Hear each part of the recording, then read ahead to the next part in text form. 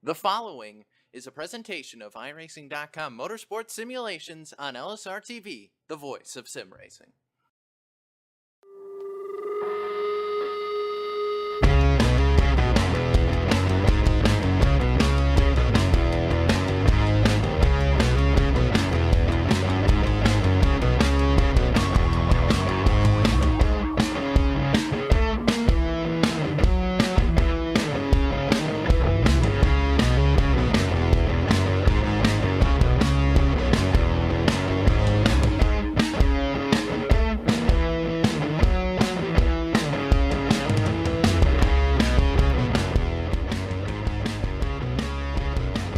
Live tonight from the Daytona International Speedway, LSRTV, happy to say good evening sim racing fans and welcome to the second annual Suicide Prevention 250. Presented by the American Foundation for Suicide Prevention and the Drive for Suicide Prevention, as we welcome you to LSRTV, your home for sim racing and iRacing, live from Daytona Beach, Florida. Happy that we're with you this weekend, as we were just 1 week ago, but it is main event time, and the trucks are out on the racetrack as they get set for their second round to qualify. We'll welcome you upstairs into the LSRTV booth. Myself, Evan Pasoko, alongside with Chris Murdoch and Kelly Dahl, calling all of the action for you. And then again, as always, downstairs is the lovely and talented Cisco Scarbo's Twisted and Tweaked and Dials that are bringing us to you this evening. And Chris, we saw these guys not all that long ago, just a week ago, right back here at Daytona International Speedway in the shootout. But this is the main event with our friends at the Drive for Suicide Prevention. We covered this race 1 year ago, and happy to have them back tonight as we get set for a good race for a good cause tonight under the lights. Yeah, nothing really changes here tonight, except like you mentioned, it is the main event, Evan, and it is 100 laps, still the same as it was during the showdown, but I expect all these drivers to be a lot more aggressive, watching them in warm-up and in qualifying a little bit and seeing them, push the limit, try to get everything they can out of these trucks, and I expect no less in the race. I think one thing to note is maybe a little bit more trucks going to be involved in this one. 20 drivers put down a time at qualifying at round number 1. If you were with us a week ago, you're familiar with how the qualifying procedure works. The top 12 drivers allowed to move into the second round of qualifying, not to replace their time, as it is a NASCAR-style round qualifying, but have an opportunity to better the times that they put down in the open round. So that's going to go on for the next 3 or so minutes as we work our way down to the start of tonight's second annual Suicide Prevention 250. And Kelly, it's always fun when we have an opportunity to come race at a plate track here on iRacing, no doubt. And I've said it almost every single time we get these guys with us, and I'll say it again tonight. I love the trucks. They are my favorite thing out there on the Super Speedway, and it should no doubt provide us with some great action here tonight over the course of 250 miles. Okay, I'm going to completely agree with you there. These trucks are absolutely fantastic on the iRacing service at these plate tracks. They draft so well together. You're able to get some great runs with these trucks. They race extremely well and extremely tight. So they will also have a bit of a side effect of maybe a few cautions that will happen maybe early on in the race as people get a little overexcited and make some dangerous passes. But in the end, I think we're going to be set for a really exciting race tonight. One of our partners here with tonight's second annual Suicide Prevention 250 is the American Foundation for Suicide Prevention, a nonprofit organization exclusively dedicated to understanding and preventing suicide through research, education, and advocacy, and reaching out to people whose mental disorders and those who are impacted by suicide. For more information, you can log on at afsp.org. And as we transition into this main event, as we've been alluding to a couple of times, these guys were with us just 1 week ago right here at Daytona for the Drive for Suicide Prevention shootout here at Daytona, and that gave us a pretty good taste of what we're expecting to see tonight. I think, Chris, looking through the field top to bottom, we'll give everybody a look at a complete rundown once we go trackside and get set for everybody to grid up and get going. But just kind of right now, looking at some of the names, a lot of familiar names that we saw not only last week, but that we've seen in almost all of these Drive for SP events, and they continue to successfully put on shows, no doubt, and tonight should be another good one as well. I think the main thing we touched on last week at the top of the show was just the length in this race. It's not out of the ordinary to do 250 miles and 100 laps at Daytona, but that is a race distance that takes some discipline to get through. It is, and especially in these trucks, because they have such a great draft model, Evan, and we touched on it a little bit last week in the showdown, and we're going to touch on it a little bit more. They can suck up, they can draft, and you got to worry about the wear and tear on these trucks. You got to worry about the engine, you got to worry about the water, the oil temp. You got to make sure they don't get too hot, and you got to make sure you don't get on the corners of these truck bumpers, or you'll send them around, just like with any car here at Super Speedway Racing. So it's the distance, it's everything tight into one here at Daytona. They're going to be tight, they're going to be side by side, and if it's anything like we saw last week, we might even see a touch of three-wide racing in there. And if you try to compare, or if you just try to match up the top three NASCAR National Touring Series cars, the biggest difference from the Cup level down to Xfinity and then down to the trucks is the speed. And if you send out a truck by itself at this racetrack, Kelly, going to be nowhere near as quick as a Cup car. But the thing I love is in the draft, these trucks are only 4 to 5 miles an hour slower than the Cup cars. We're going to be looking at speeds upward of 195, 96 miles an hour in the pack over the course of the night. Yeah, because of that restrictor plate, it really takes away the power advantage that the Cup cars have. And as I said before, the trucks are just fantastic in the draft. And another advantage they do have is they can get so much closer to each other that you can really push a truck completely down that back straight. However, that gets a bit dangerous going into the corner. You can carry a lot of speed into turn 3, and if you're right up to someone's bumper, you may miss your mark and swing a little bit wide, and we may see that a few times throughout the night where you see the guys in the bottom line kind of come up towards that second line as they miss their marks going into turn 3 or maybe even turn 1. Daytona International Speedway is the place to be on the iRacing service if you want to be able to keep the right foot planted and go at it. And of course, we'll talk about some of the unique characteristics that makes this the world center of racing as the night goes on. But most importantly, the clock struck 0. The red flag came out in qualifying just about a minute ago. Drivers have been given an opportunity to finish out their qualifying times if they were back out on track. But I think I caught a couple of guys there in a pack try to work in this second stage of qualifying, got into an accident, and I think that may have taken away any hopes that they may have had on improving on those times from round number 1. We've got over 30 trucks on the grid, 20 of which have gone through the qualifying session, and as they hit the pit lane, we look trackside and take a look at tonight's LSRTV starting grid for the second annual Suicide Prevention 250. Pole position, and in fact, the top 5 spots entirely all familiar names from Friday nights, but it is Rodney Wofford, Mr. Daytona, who qualifies on a pole tonight with a 45.537. He will start from up front. Mark Jorgensen Jr. will join him on the front row, rolling off in P2. You got Chris Mazzini, fastest driver to practice session earlier tonight. He'll qualify 3rd tonight. He'll be joined by Paul Servant, who rolls off in 4th position, and Dana Osborne is P5.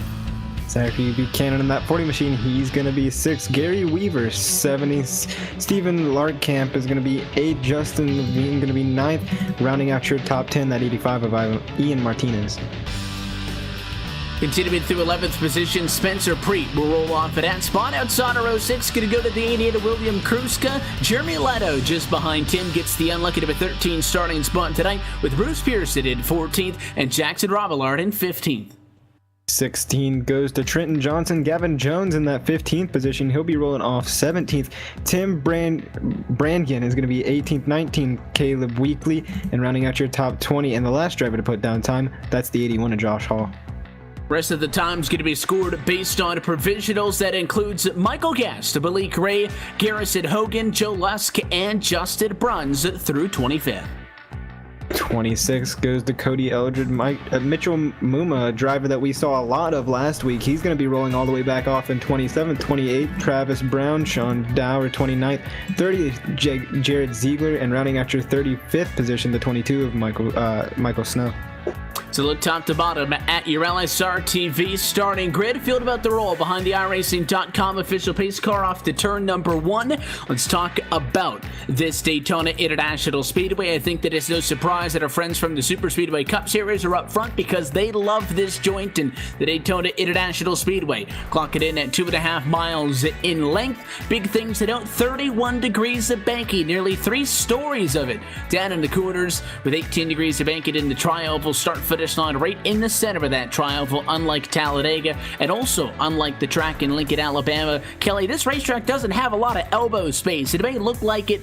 In reality, I think if you parked the cars next to each other, you could probably fit 4 or 5 lanes. But we were talking about the speeds that'll be nearly up to 200 miles an hour. It will feel a lot more claustrophobic.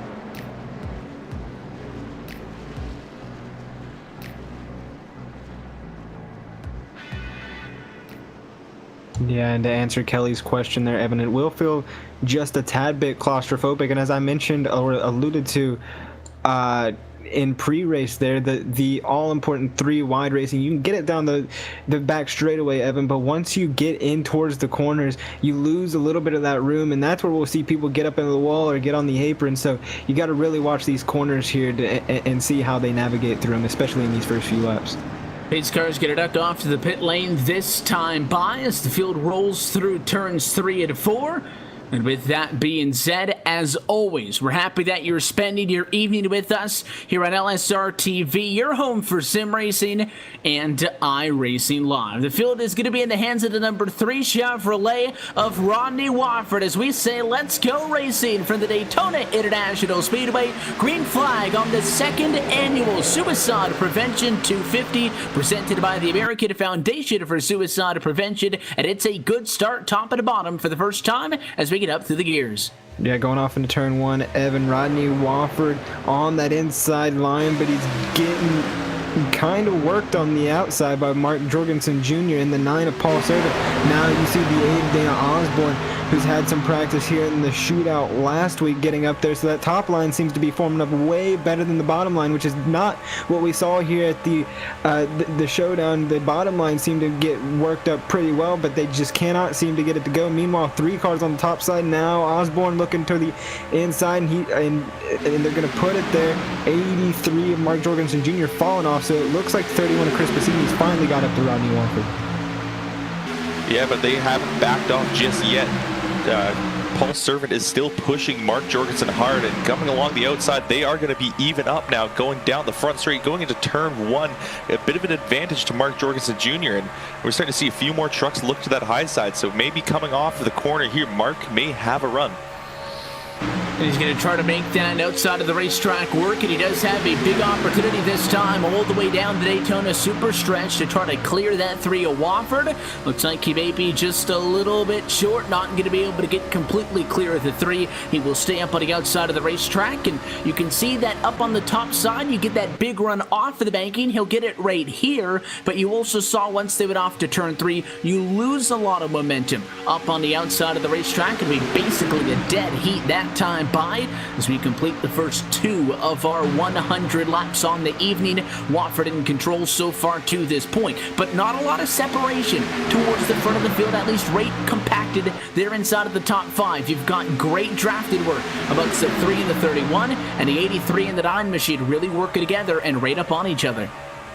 Yeah, and there hasn't been much separation like you just said, Evan. They can't seem to get the jump on one another, but like I mentioned before, these engines are going to catch up to them, Kelly, and they've got to watch the engine temp, and you can see it with those pushers in the the 3rd and 4th position. They're laying off, only pushing when they get on the straightaways, kind of laying off the corners, and that's also so they don't hit them uneven and turn them. So they're trying to be careful, trying to be worryful in these first few laps so they don't cause any problems only on lap 4. Yeah, they're going to be driving with one eye out the window and one eye on the engine temperatures. You'll also see them as they're pushing each other. They'll pop out to one of the sides to try to cool off the engine. You see that just back there. I think the 6 ducked a little bit below the yellow line, try to get some clean air into that engine. And look at the big push now coming on the outside. Mark Jorgensen getting a good run going into turn 3. However, turn 3 will cut off all that momentum they had.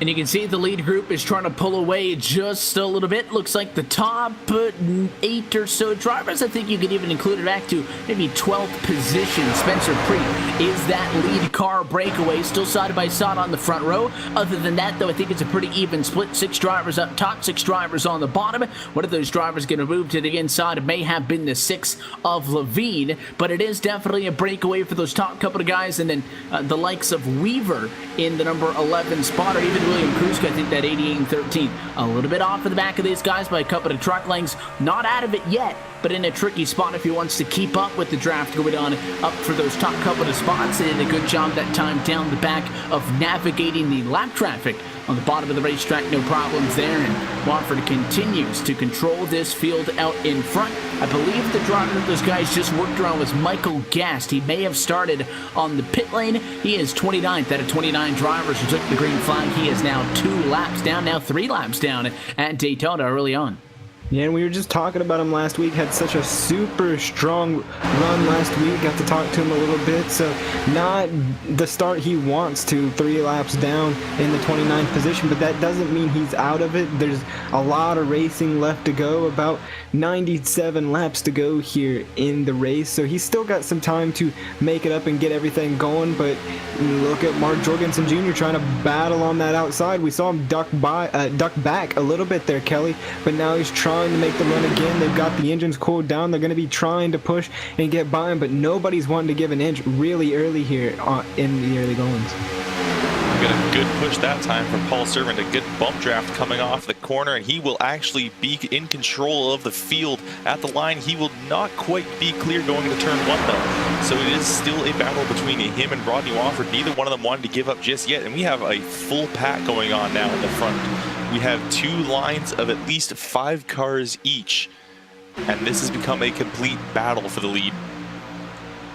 Yeah, it's 5 on the inside and 5 on the outside at the moment. Even strength, which is why the outside can stay up there so often at a plate track race. The guys up top struggle in those odd-numbered the even-numbered qualifying positions, I should say, because everybody up top wants to get down to the bottom. Right now, even keel amongst the top 10, which means that 11th spot for Gary Weaver and Jeremy Leto in 12th. They had actually fallen off of that lead group back to that secondary pack that I was talking about that William Kruska was leading. He's now about the 4th or 5th car in line in that pack. They are not out of this thing, but they're about 0.6 of a second off of the last car in the lead pack. That might be a safe distance if that's the strategy they're hoping to execute. Don't lose touch with the guys up front, but maybe we don't want to be in the battle for the race lead less than 1/10 of the way through this thing. A lot of time you'll see drivers drop back, stay out of the chaos, try to conserve and protect their race car until later on. I'm not seeing too much of that right now. I've seen a lot of back and forth motions from that 83 of Mark Jorgensen Jr. Maybe getting a little bit of an uneven push there from the 9 of Paul Servant, and then a few drivers on back, the 40 of Zach Buchanan moving around, and everybody just trying to get as much position as they can, try to battle for that track position while also not trying to wreck each other. But this is the longest side-by-side battle that I think we've seen in the drive for suicide prevention. Is nobody's wanting to give up. You know, there comes Mark Jorgensen Jr. back on the outside, but as they get down to turn 3, it's just going to go away with Rodney Wofford and that 31 of Chris Passini on the inside. They just can't seem to get it done. How are you going to be able to do that on the outside, Kelly, and not go back and forth lap after lap? How do you get the edge on the people on the inside? Well, right now they just have to hope that the 31 lays off to cool off his engine while the 9 pushes. They just have to be able to be on that side of that exchange and get a good run off the corner. Maybe even hope for a mistake somewhere on the bottom, or in one of those long, hard pushes where Mark Jorgensen gets his nose out, maybe the yellow flag comes out. That's another opportunity where he could get that lead. But that 31 is pushing that 3 truck, and so is the 9 now coming down the back straight. But it looks like the 9's trying to still get some air into the front of his truck, so he may have some problems with the heat up there. And I think the 9 might be in a little bit better of a position than, say, that 3rd with a Chris Passini, because when you see Servant head down the back straightaway, there's nobody on his right-hand side. He's on the outside line, but he's in the middle of the racetrack, so he can step up a little bit if he wants, like he's doing right there. And about so, I think he'll do it down the back straightaway, get some clean air to the nose of that car, try to cool it down. The 31, though, I think is really in the toughest spot on track. If he is not on the bumper of Wofford, that inside line is going to get freight trained, but the driver's up top, so he has to stay on that guy in front of him, and he has less opportunities to get clean air to the nose. You saw that time there, looking to the inside of the racetrack. He can't go up, up because there's a lane of cars there. So it looks like Piscini trying to use that double yellow down the back to get some air to the nose of his truck, make sure those engine temps stay somewhere that's not dangerous. Yeah, and look how far he backs off the 3 coming out of turns 4 there, Kelly. Now he's going to try to get that run, and it's just what you were mentioning. They're trying to get that run. Mark Jorgensen Jr. getting the biggest gap he's got on Rodney Wofford, but Chris Piscini able to get there just in time to shove him back even going down into turn 1. So that was their chance. There needs to be a little bit more communication between the 9 and the 83. Look how far back the 31 is away from the 3. He's doing it just right. He's getting there when it matters, and he's pushing him down the back straightaway. Now you see Mark Jorgensen Jr. getting back up there, but there's not as much communication going on the outside line to time those runs just a little bit better. It's also easier on the inside to be able to lay off a little bit more and be a bit more relaxed to cool off your engine, because on the outside, to be able to keep up, you really have to be almost constantly pushing. While on the inside, it's a bit easier to defend. You don't have to be right up to the bumper all of the time. So there's a little bit of an advantage to that inside line. However, these guys on the outside are working their temperatures very good here. You'll see them go on the outside. He'll drop back just a little to bring his nose up a bit, get that engine cool off, and now coming down off of turn 2, he's going to lock right up to that bumper. You're going to see him actually probably hit Mark, and yeah, there's contact right there, as now they're heading down that back straight with a heavy push. And in these trucks, I think a lot more so than the Cup cars, you're actually getting onto that guy's bumper and laying into him. It's not the slam drafting. You do get hooked up, if you will, and those cars will remain in contact with each other for sometimes 5 to 10 seconds if you could really time it well coming off of turn number 2. The outside, though, may be stuck where they are. So look at that move up to the outside of the racetrack. Was that the 9 who made it, or maybe the 6? Would have been the 6 of Justin Levide, who made quite the move up from the inside, just barely slid up in front of Dana Osborne to go to the outside of the racetrack. I think that top could actually benefit from dropping it back a little bit. It's almost like they're in a stalemate up front as we go 3 wide, a little bit deeper on at the back of the lead pack. It's Kruska's 88 who's on that 3rd line. He'll fall back and drop back to the middle. But I think the outside could really benefit back to that point of getting a big run. The 62 is loose on the inside. Everybody gonna have to check it up, the 12 car, and I think we're gonna hang on. And I do not know how the 62 held on to that race car. He was all over that apron. He was lucky he just didn't send it back up, especially with the 12 of Caleb Weekly all over that back bumper. He's lucky to make it out. We stay green. Meanwhile, up front, that kind of discombobulates a little bit of the inside line. Everybody spread out, so if anybody had a chance, it would be now for the outside line. Never mind, Chris Piscini going to be led right back up to the back bumper, so not too much changing, but there's a huge disconnect between the front pack, and now there's a little bit of a second pack. Yeah, but there is some problems for that 62 truck. While he didn't get completely turned around, someone did slam into him. I didn't see exactly who. It might have been one of these other trucks. Maybe the 72 got into him, but there is some rear end damage to that 62 truck. So the good news is all the trucks are still out onto the racetrack and in one piece. Obviously, for the drivers in and around where all that happened, it lost quite some time. But up front, nobody is waiting to fight for it. Look at the 74 to the outside of the racetrack and working up top on Paul Servant. We are 3 wide with the driver who is 3 laps down. That is Michael Guest. He is not battling for position with all of the drivers around him. He is the only driver off of the lead lap. I can only assume that maybe he's trying to get one of his laps back. Going 3 wide, though, in a battle that you're not a part of can be a little bit dicey at times. It didn't necessarily work out perfectly for him. He does end up, though, in front of, looks like the 62, the 72 machine up near the front of the field, so he'll slot in front of Spencer Preet, and that would put him 9th in this pack, but again, right now scored in 29th. And here's the thing, Kelly. Michael Guest may not be a part of, the battle going on right now, but he can still help somebody that is, in that battle get towards the front, like the 72 that Evan just mentioned, Spencer Preet. He's all over the back bumper of that 74 machine. Say the 74 wants to go high one more time, Spencer can follow him up there, and they can go around the outside and try to get up there to the front to where, Jorgensen and Wofford are, but it's going to take a lot of work. The other drivers might not appreciate it, but it is a strategy you can take here at Daytona.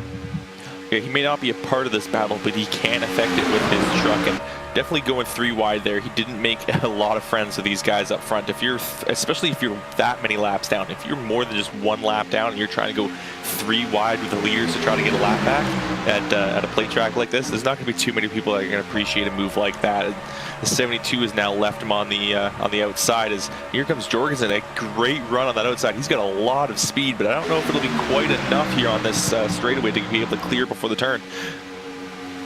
It'll be really tight, maybe one of the closest opportunities yet, but not quite. Jorgensen going to stay upon the outside of the racetrack. And oftentimes, the racing in which you run single file and you don't have a strong outside line is the kind of racing where we'll say that somebody like Ronnie Watford is dominating the early laps and leading to most, if not all of them so far to this point. This one quite the opposite though. Jorgensen has been there every single step of the way, stride for stride. In all honesty, with Race Fed Racing Chevrolet Silverado on the bottom of the racetrack, he just cannot get by him, which is good news, I guess, for the 3 and the 83. You could be in much worse places. Sure, Jorgensen wants to clear Watford, but I would take second over 22nd any day of the week. The people who this has to be frustrating to is the 9 and the 31. Again, those second drivers in line, because they're doing all the legwork here and pushing those guys in front of them and keeping them competitive. And the likes of maybe the 6 machine, third in line on the outside of the racetrack, Justin Levine or Dana Osborne, who's third in line on the bottom. They don't have as much of a role in it as the guys in front of them do, so they're just kind of running around trying to protect that track position, which isn't a bad idea. The guys up inside of the top 7 right here all started inside of the top 10. They've been doing a very good job of staying up front. A little bit further back though, see that 7 of Garrison Hogan coming up the bottom. He started 23rd and he was 9th the last time by. So he's been getting to work and he's your biggest mover so far.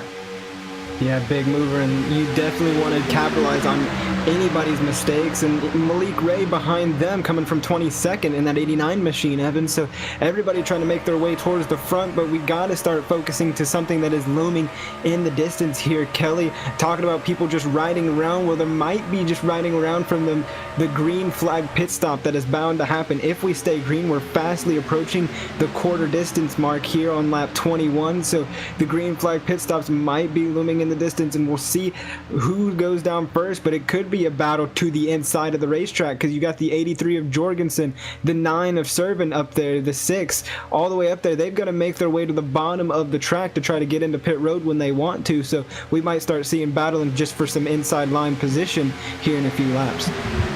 Yeah, that is a couple laps away, but these guys will be thinking about it and possibly even talking about it between themselves as they try to figure out when they're going to go in and how they're going to go in. For these guys, another good shot from the 9 to the back bumper of the 83 as he tries it once again to push Mark to the front, but it looks like that 9 truck is struggling with his engine temperatures. Every time he'll push Mark off of the corner to be able to give him that little bit of a run to keep his position, but then he immediately lets off and gets his truck up high but start cooling it off. So there's definitely some problems he's got with his temperatures. He's running extremely hot, so he's probably hoping for a caution right now so we can cool that truck right off. Talking about cooling things off, one advantage of running at Daytona under the lights is the fact that it is significantly cooler atmospheric and track conditions. You got 72 degrees Fahrenheit outside. The track itself is only a little bit hotter at 74, so it's not a hot, slick racetrack like this relatively newly paved version of Daytona International on the Speedway can get. So temperatures on the engines may help out a little bit by that, but also the handling does get a little bit of a benefit from having the lights on instead of the sun beating down on it. But as this run continues to go on, the trucks are going to get lighter as that fuel gets less and less in the fuel cell, and as the tires start to get worn a little bit more, these trucks are starting to move around a lot. Look at the 74 once again trying to go to the outside of the racetrack. Again, that is lap car Michael Guest. The 72 behind him, though, Spencer Preet, is for position. And we're going to spin on the inside. It's the 40 machine in big problems. Yeah, still collecting a few up towards the outside wall. Huge wreck for the 40 of Zachary Buchanan there going into turns number 3 and 4. We'll get the replay going up here, but it looks like he just got on the apron a little bit. Doesn't look like he got any help there, Evan, going through. He just got on the apron and it upset the truck, and the 88 was there, and then up and over for that 40 machine hard contact on the wall. Yeah, small bump from Kruska might have kind of lined him up for the double yellow as they went off to 3. But I was looking up top at that 3 wide. I thought that's where the issues were going to come from. And out of nowhere, that 40 got on the yellow line. And that was very similar to the incident, Kelly, we saw a little bit early on where everybody was able to save it. However, in this case, that inside line was so tucked up. You saw it on that overhead shot there. The 88, Donnie, and everybody else in line behind, they just couldn't check up in time. It sends the 40 into the outside wall. And that's where the big issues arise from.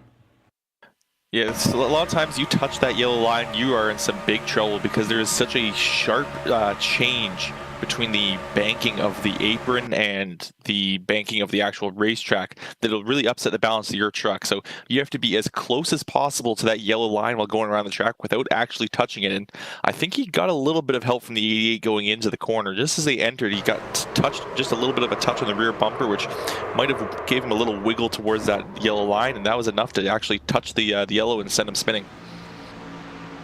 Going to bring out the first caution flag on tonight. It was a good distance for an opening run in this race. Going to bring us just shy of quarter distance tonight from Daytona. Pit road is open and lead drivers are down. Following that 3 of Rodney Wofford, has been in control of this race all the way through. He goes deep into the box, but looks like it's going to be a clean entry. Looks like your race leader's going with left side tires and fuel. That's going to be the call. Drag race off. Advantage of the number 1 pit stall will keep Wofford 1 and Jorgensen 2.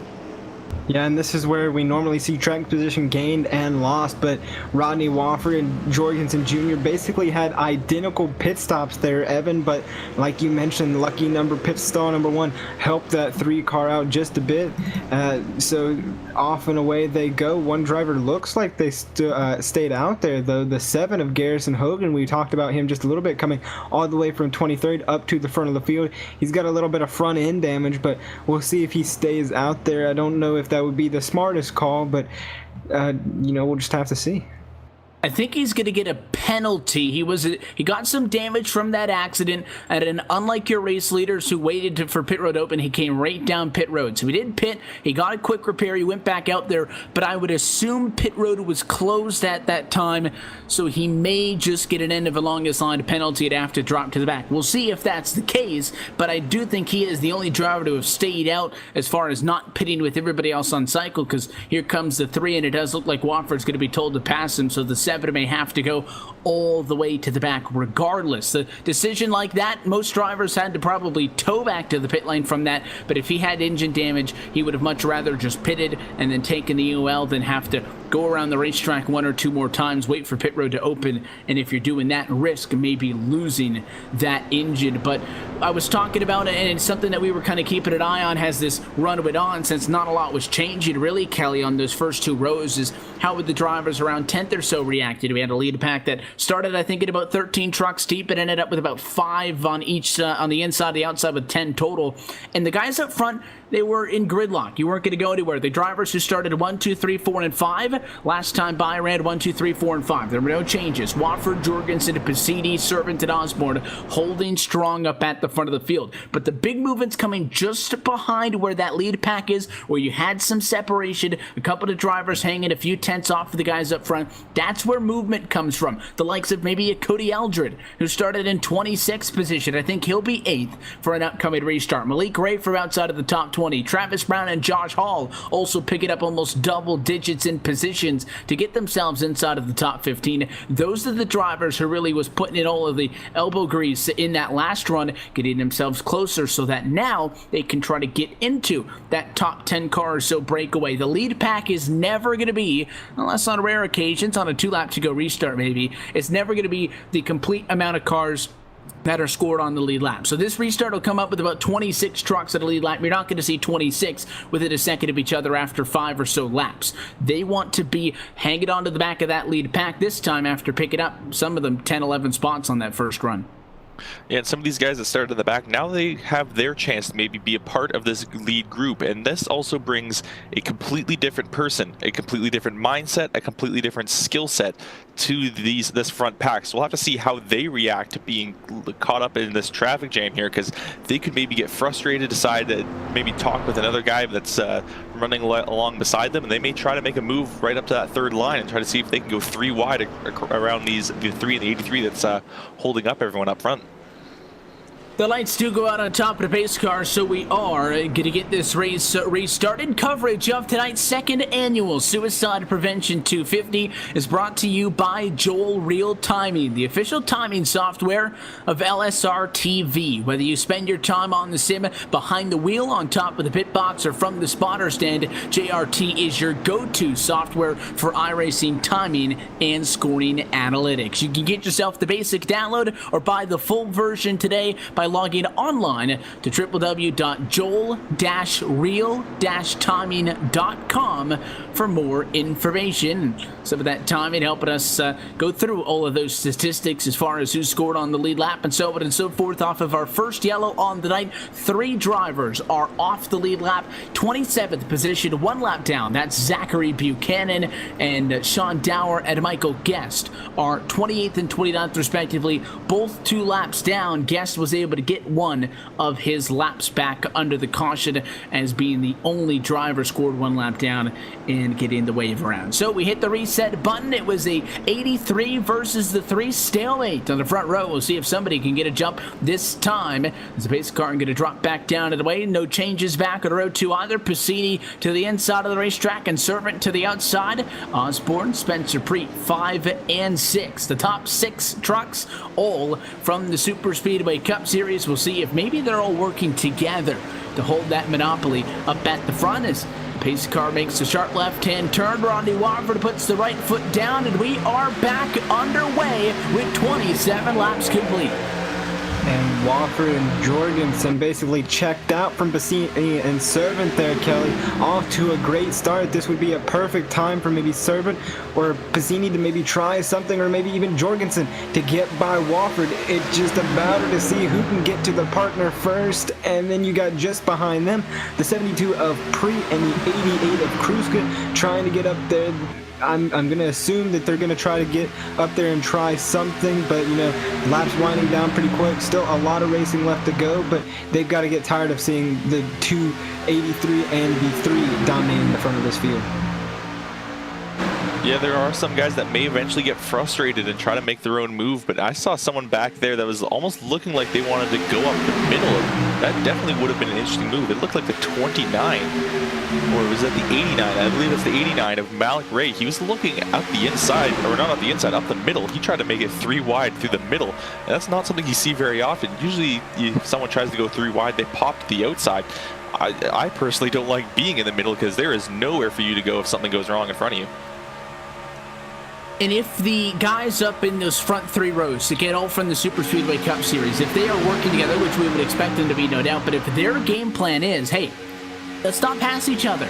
You know, you can keep the foot down and we can continue to go up front, and it's going to be very difficult for somebody to get past us. Things can only go downhill if you try to make a move on somebody to make a mistake. So if the guys back on row 4, which is Kruska leading out on the outside, and then the 14 of Eldred leading out on the inside, the non-Super Speedway Cup Series drivers, if you start to kind of figure out that these guys aren't going to budge, do you go for that 3rd lane? We saw a lap down car and Guest go to the outside 3 wide by himself and get up a couple of spots. So I think maybe if you got 2, 3, 4 trucks up there, you could make something happen. The problem is you got to find the guys who are willing to do that, and you got to commit to it.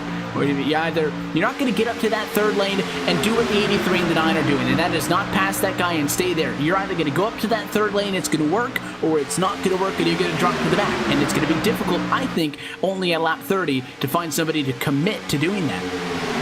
Yeah, it will, and trying to get to that top lane will be difficult, especially because you can shade it and you can do a little bit of a fake out and try to get somebody to go up with you and kind of swoop back down, but that's where you can cause problems of getting into somebody. So there's a lot of different tactics you can use, Kelly, to get around somebody here, but I don't think we're going to see too many of those get broken out here this early on the race. We're still quite a distance away from the halfway point as you see Jorgensen Jr.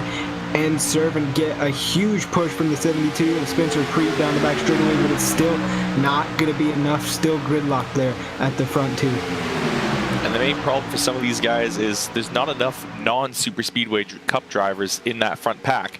There's only a few of these guys that aren't. And look at the 88. He has a bit of trouble. He's out of line now. He's going to drop back a bit. Hopefully he can get himself back down to that group before he loses too much momentum. However, it might be too late for William Kruska. He might have to join up with that trailing pack unless he can get to the bottom line now and regain his momentum. But that was some bad luck for that 88. I think he might just had a little bit of a wiggle of his truck and ended up losing his position there.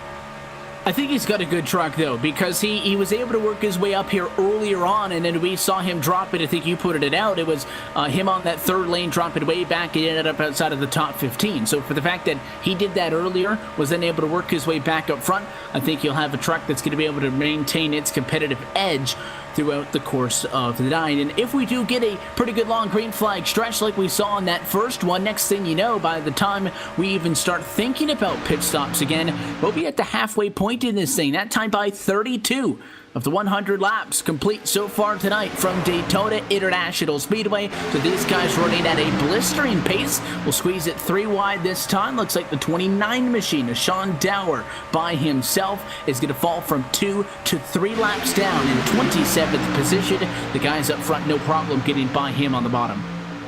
Yeah, no problem whatsoever. The lap traffic is doing a great job of moving out of the way. One thing I do want to make note of there, Kelly, is Mark Jorgensen Jr. is getting closer and closer to nabbing that lead down the super stretch each time they lose the momentum going down the front stretch and into the tri-oval. But once you get down to that super stretch, he can almost get clear of Wofford. So what his goal will be once he gets clear of Wofford, whether he'll just snap down right in front of him or whether he'll try to keep Paul Servant with him. But I would like to think the 83 would go ahead and take that position, be the commander of the lead, and maybe get Servant up there. Servant has been pushing and pushing the 83 since the start of this race, and so has the 31, so they might be getting trouble or getting, aggravated seeing the same back bumper for 34 laps now. These guys, however, may be working together, and it may be just they're trying to lock out that front row, and the guys behind them are all in on it. They might just try to push each other to the front, hold off that front pack, and just ride it out to the end of the race. However, I think as you see those laps tick down, Mark Jorgensen is the guy that wants to win. He's going to try to make a move later on in this race to get around Rodney Wofford. They may be friends, but Mark wants to be that guy in the victory lane at the end of the night. And the one thing that we have to consider in this, which is different when we're talking about these names on a Friday evening, is that there is no consideration about bonus points for leading laps and leading the most laps and, stages like these guys do at the end of 50 laps on Friday nights. The only thing that matters in this special event is the checkered flag. So I think that Jorgensen is obviously, content with whatever this strategy is for the time being. But there is going to become a point at some time down the line. It may be 15 to go, 10 to go, 5 to go. Last time at turn 4. Either way, at some point, that relationship is going to be fractured. It will become every man for himself at a point in this race. It's not going to happen now, I wouldn't imagine, at lap number 36, but you don't get anything if you're that third one of Chris Pizzini. All you get, Chris, if you push the 3 all night to a win, is a pat on the back. You don't get the win, you don't get any points, you don't get anything else. So there will become a stage in this race where it gets ramped up and you're going to see everybody start diving high and diving low. But I am honestly content with the strategy these guys are playing right now and trying to take it easy up front. Yeah, trying to take it easy as a yellow is out here as they were just starting to go 3 wide towards the back. It's going to be the 81 of Josh Hall, slow on the apron there. We'll try to get a replay just to see what happened between that 81 machine. It looks like he got in the back of the 62, got really checked up, and the 98 of Jackson Robillard got into the back of him, sent that car up and out of control into the back wall, and got a heavy contact to that back end and just slid down the track there, Evan. So huge upset for that 81 machine. I think he was quite fortunate that it didn't get tagged by anybody, Kelly. He bounced up off of the wall, a couple of trucks came low, and then he slid back down the track. So I think Josh Hall, lucky that one could have been a lot worse, but a strange place to see that incident. However, we have seen a couple of times tonight checking up happen on the bottom of the racetrack, because for everybody besides the guys on the front row, if we're riding in line like that, you got guys constantly feathering the throttle and lifting, and sometimes something like that happens. I don't think anybody was really over their head, just a racing deal. Yeah, looking back on it, he had a ton of speed on that low line, and he just caught up to the rear bumper of the the next guy in that bottom line so fast. He lifted off the throttle, probably even scrubbed the brake a little bit, and there's no brake lights on these trucks, so the 98 behind him had no idea what was happening before it was too late. Slammed into that 81, and the 81 doesn't have too much damage. There is some denting on that rear bumper, but I think he'll be able to get the hammers out on pit road here and be able to handle it for the rest of the night. The race leaders are coming down pit road. They were nowhere near the fuel number, but caution flag is out. Expected most everybody to come down to the pit lane. So we are led once more by the 3 of Rodney Watford. We saw how quick these guys performed it last time. A little bit overshooting, though, was Mark Jorgensen. Overslid the box just in the slightest. Going to be the right side tires this time. Watford off of pit road, but there you go. Jorgensen's mistake going to cost him 2 spots. Preet off of pit road P2 and Piscini off in 3rd. Yeah, and just like that, I alluded to it before on the last caution, Evan, the pit road is where positions are won and lost at super speedways, and that one was huge for Mark Jorgensen Jr. because 2 spots don't look like a lot on paper, but 2 spots is a lot at a super speedway because we saw them side by side battling the entire time. So that means Mark Jorgensen Jr. is going to have to try something real special to be up there towards the front and make his way back up there to 2nd. But what a pit stop for Spencer Preet. Got all the way towards the back end of the pit road, not toward all the way back towards the pit road, but farther back than all the other drivers, and he shot off pit road. Watford to get to win the race off for the pit road. A couple of drivers stay out. Let's take a quick opportunity on our own side of things to throw a yellow flag, step aside, and it will go LSRTV nonstop so you don't miss a moment of the action. Back to Daytona when we come back. You're watching the 2nd annual Suicide Prevention 250 at LSRTV, your home for sim racing.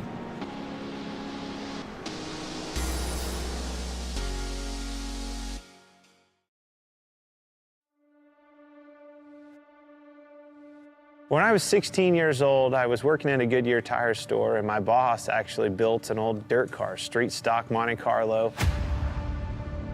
Went with him one night, fell in love with it. It was a hell of a race, hell of a party, and a big fight afterwards. I was like, this is it. This is it for me.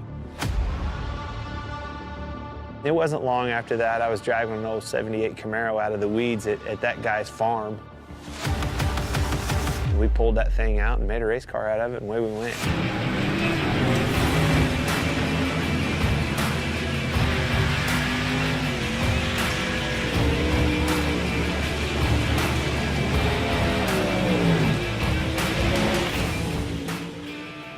You know, I think a driver has more to do with the equation going back and racing dirt, whether it's a modified, a late model. You can do more with the race car. You know, the harder you drive it, a lot of times, the better it goes. You can crawl up on that wheel and feel like you made the difference at the end of the night. Asphalt car, you can't overdrive them. Well, that was the first thing that I had to learn right off the bat is, oh my gosh, I've got to discipline myself, not overdrive this thing, and that's how you get the most out of it. Truth be told, communicating the right information to your crew and your crew chief so they can do their job and make their appropriate adjustments for you to go faster and do your job is probably 90% of the game in our world. I've always loved late models. You know, my dream was to be a late model driver driving for a living across the country like Daryl and Don do that drive for me. I mean, that was, truth be told, that was my dream, you know. I always wanted a semi. I always wanted a stacker trailer with 2 hot rods in it and let's go racing. Let's take off with your buddies and go race and chase that dream. Never in a million years did I think it would turn into a Cup Series, and I actually have an opportunity to own 2 dirt late model teams.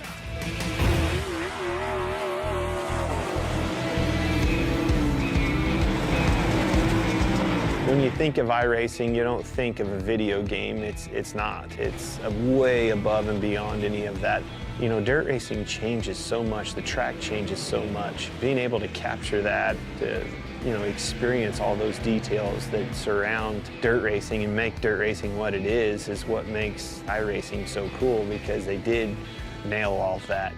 I knew when they came to our shop and scanned cars and went to the detail of getting that car right, I knew that it was going to be over the top, because it blew my mind just the work that went into making sure the car itself was legit. This sport has been around a long time. The competition can't be replaced. And that's what brings people back to the racetrack week in and week out.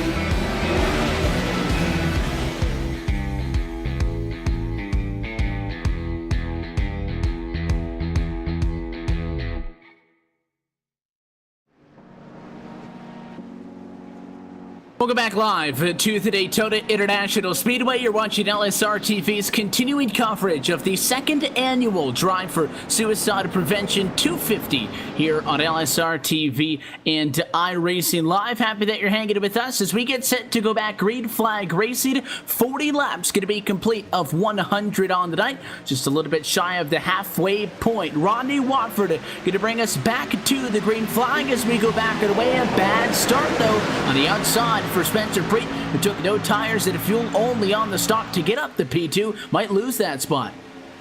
And this could be the chance Chris Bassini wanted, but he didn't take it. Preet on the outside, gonna get that push from Jorgensen Jr. and Malik Ray on the outside line. But Wofford got a huge start off of Preet's mishap there, so Preet's got a lot of work to do, but he's got a heck of a pusher right behind him, and Mark Jorgensen Jr. gonna be even up and almost clear. They've got a huge run on the outside, but that's gonna go away like it has many times here in turn 3 there. Now Rodney Wofford is gonna come back all the way back up with the help of Chris Bassini, who's been helping him the entire race here, Kelly, as they come off turn 4. Yeah, Bassini has been working great with his friend Rodney Wofford. But look at Jorgensen. He is locked onto that bumper of the 72 truck. He is not letting go at all. He's pushing as hard as he can because he wants that clean air, and he's going to get it. The 72 drops to the inside. He takes control of the race lead, and now it's Mark Jorgensen leading that outside line, but he only has help from that 89 truck. He needs some more guys up there to give him a hand.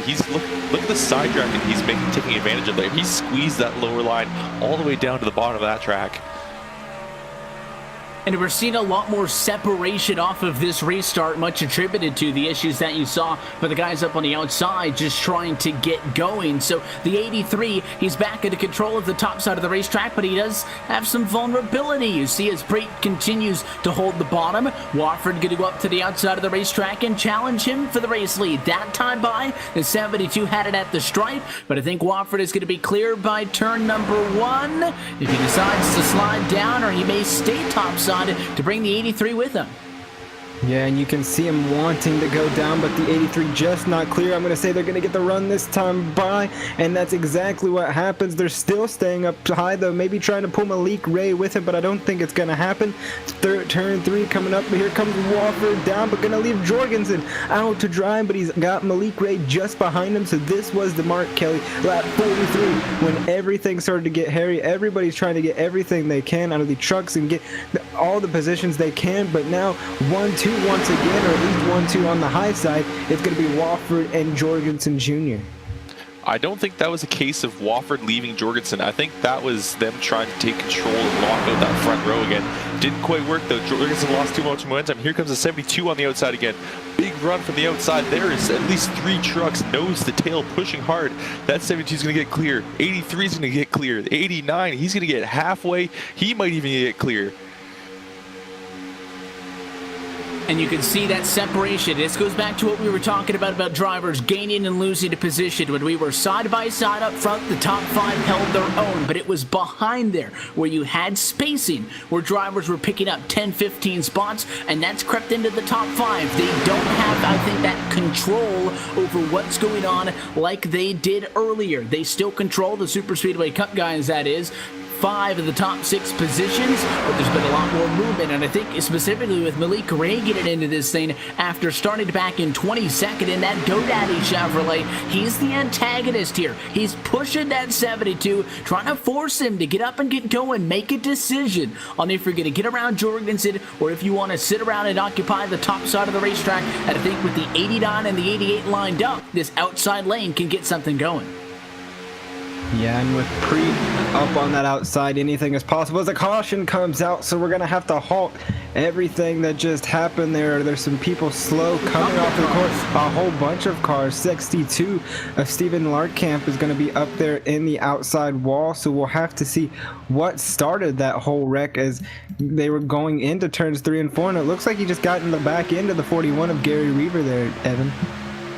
Yeah, Weaver's the one who's going to get turned around. He got a little bit onto that double yellow line. We've seen this a couple of times tonight. I don't think he got pushed down there.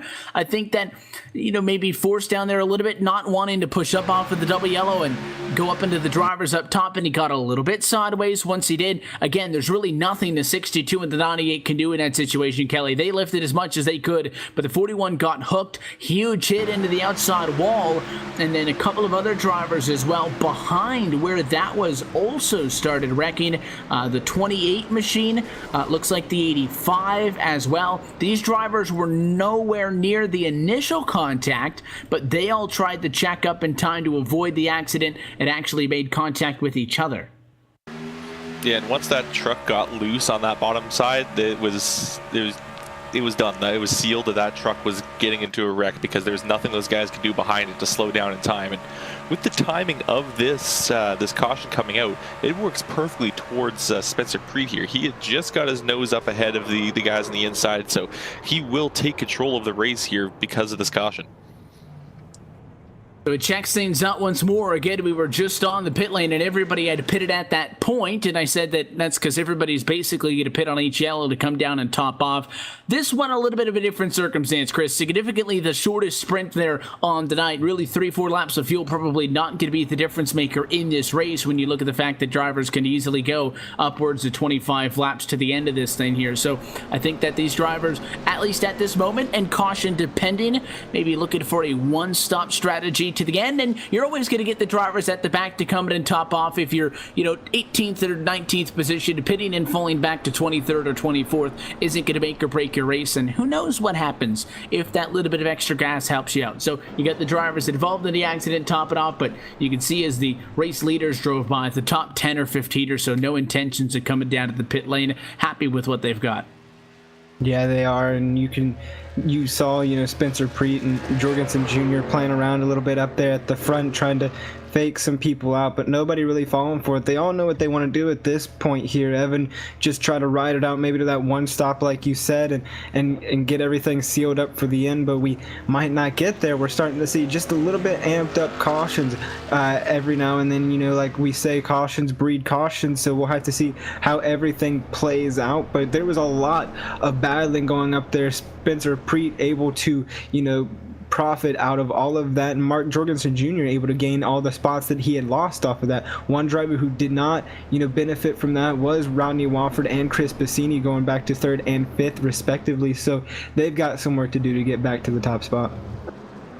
And since this is going to bring us within 3 laps of the cross flags point, we'll probably be at the halfway point right when we get things filled up and get back underway. Let's take this opportunity to take a look at your iRacing Midway Race Break, brought to you by iRacing, the leading online racing simulation developed from the beginning as a centralized racing and competition service. iRacing organizes, hosts, and officiates races on virtual tracks all around the world. And in the fast-paced world of esports, iRacing is your one-stop shop for online racing with officially sanctioned series by the likes of NASCAR, IndyCar, IMSA, the World of Outlaws, and more. Here's how they look at lap number 48. Spencer Preet is in the race lead, picked up a couple of spots the last time on pit road, and went to the race lead on that stint. He is in control. Halfway through this race, Mark Jorgensen Jr. going to be back to the outside of the front row in P2, as he has been for the majority of the evening. That means Rodney Wofford falls to the lowest he's been all night. He'll be 3rd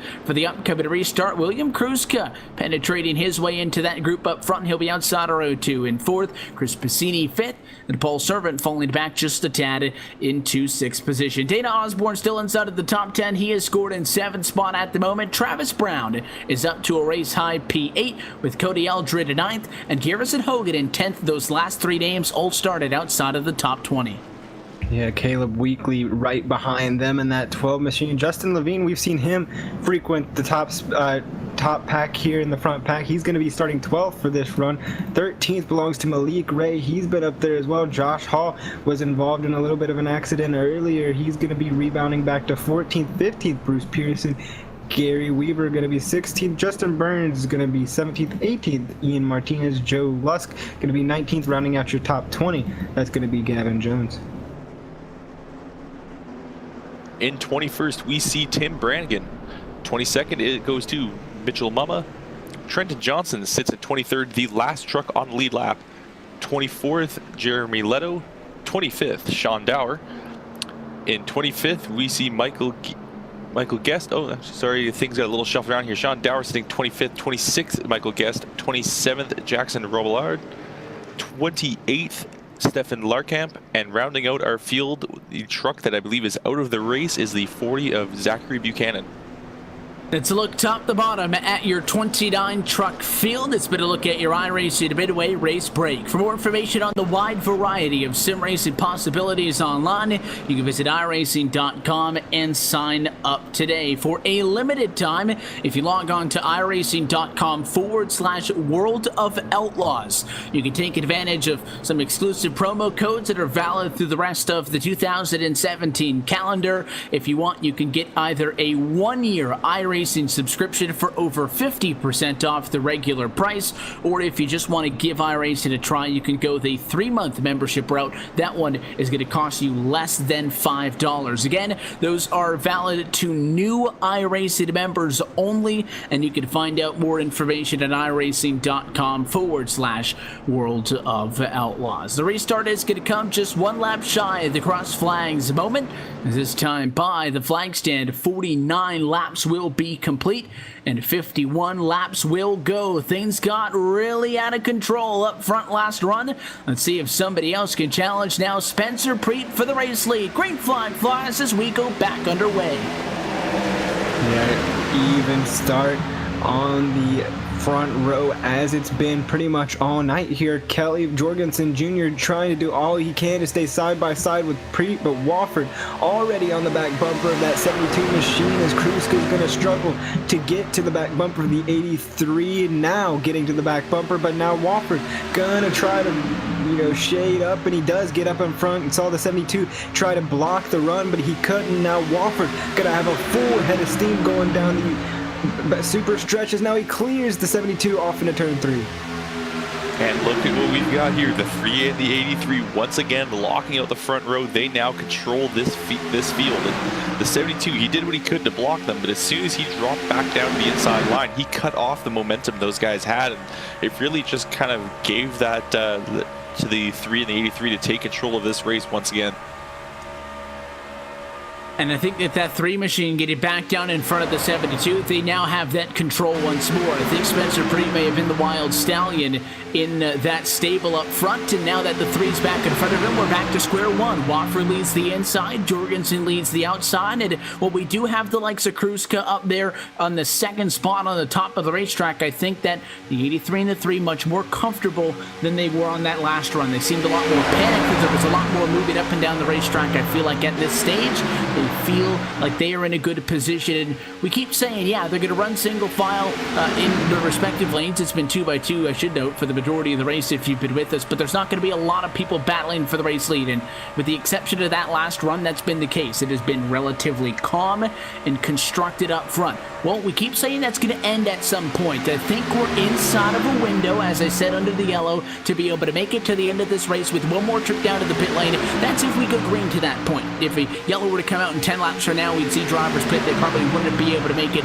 that remaining distance. But I think that once the drivers have pitted for the final time, that is when they're going to let it loose. We're not there yet, so we continue to wait for that to happen. But we get ever so closer now, as past the halfway point, we no longer are counting up in laps. We are counting down towards the end.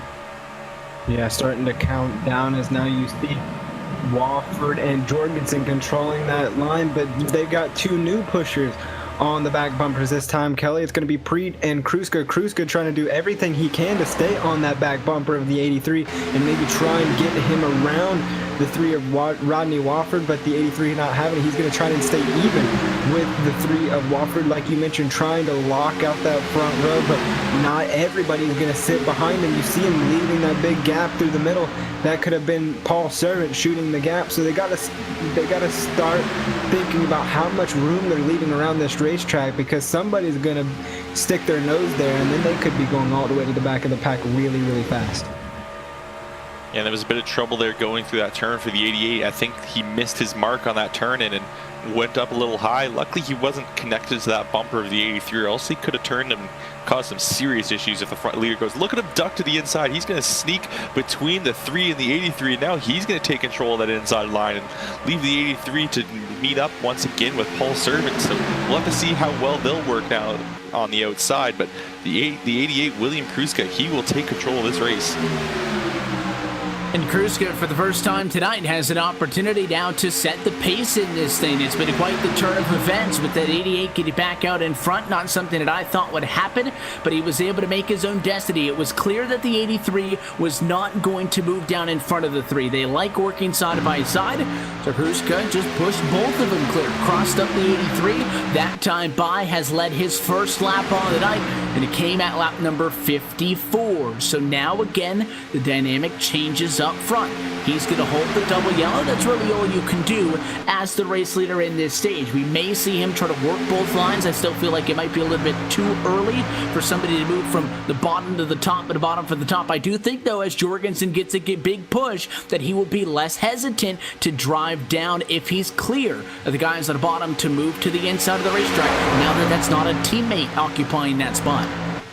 And you also got to think there, Kelly, even though Rodney Wofford hasn't really locked down, so to speak, the front row, he still very much controls that inside line because he is that second car. He is the momentum to that second line. So if he lays off a Kruska and wants the 89 to get, or the 83 to get down, so to speak, he can. He can just lay off the back of the 88 and let that 83 and the outside line go through, and then the 83 could control the lines and maybe try to work, Wofford back up to the front. So Kruska's at a losing battle right now, so because even though they're not really working together right now, he could still let the 83 get pushed by the 88, and that's what we're seeing now. You can see him shade the bottom, but he's not going to be quite clear going into turns number 3, as Kruska is able to keep that nose there going off through the corner.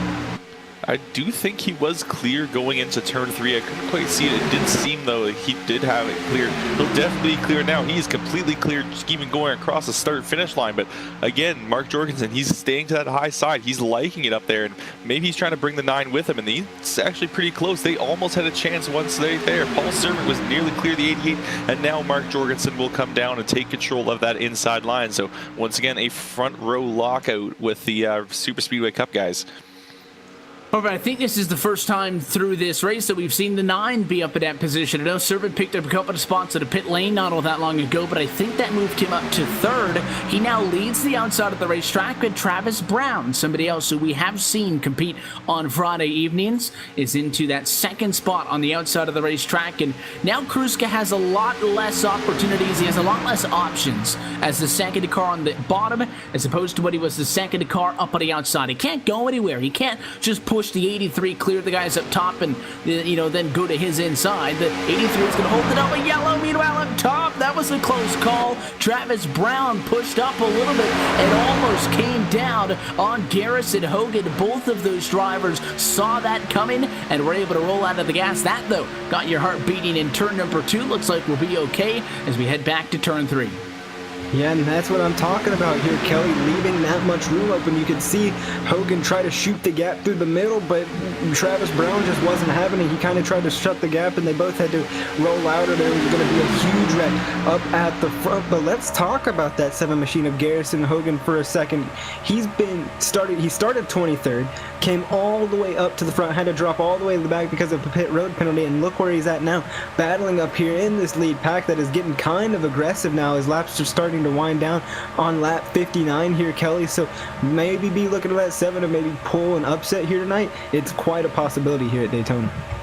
And while you were talking about that, the 88 has moved to the high side. He's getting a big push from that 9, and he has a chance now to take over that lead and take over the inside line once again. But Mark Jorgensen just keeping a nose in there just enough with the help of Rodney Wofford to hold on to the race lead. And we'll have to see just how much that Hull is going to push William Kruska down the front straight here. Looks like he's laying off just a little bit. He's pretty even up with the 3, so it's starting to create a bit of an even fight as William will lead one more lap. He was able to get the spot that time at the line, but wasn't able to clear the 83. Maybe he's also thinking, now that Servant, who he knows maybe working with the 83 is behind him, maybe he makes a decision like we saw out of the 83 earlier. Maybe he doesn't want to go down to the bottom of the racetrack. Maybe he wants to hold the top. Look at the 0-1 and Travis Brown. 3 wide through the middle. Top side to the bottom. What a move to dice to the inside, and he's going to go all the way to the front if he can.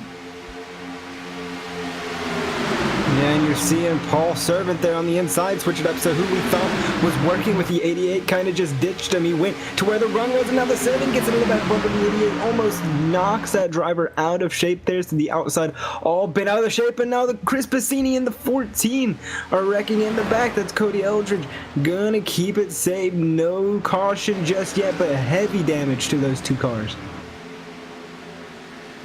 Yeah, definitely a sketchy situation there. I don't know how we stayed green here. A couple of trucks have really slammed into the wall. It looks like the 14 has gotten so much damage that he's all but out of this race. And here comes the 7. He's making a move to the inside, ducks underneath the 88. They're even up now, gets up high, nearly bumps into him through turns 3 and 4. Look, the 88 will get a little bit of help. So will the 7. The 88 with a big run down the front straight with the help of the 6. He will get a nose ahead for the lap led at the line, but he will not be clear, it seems, going into turn 1. So the advantage now to the 7, because there is only 2 trucks on that outside line. However, those 2 trucks are pushing hard. They are locked up together and getting some great momentum down around this track.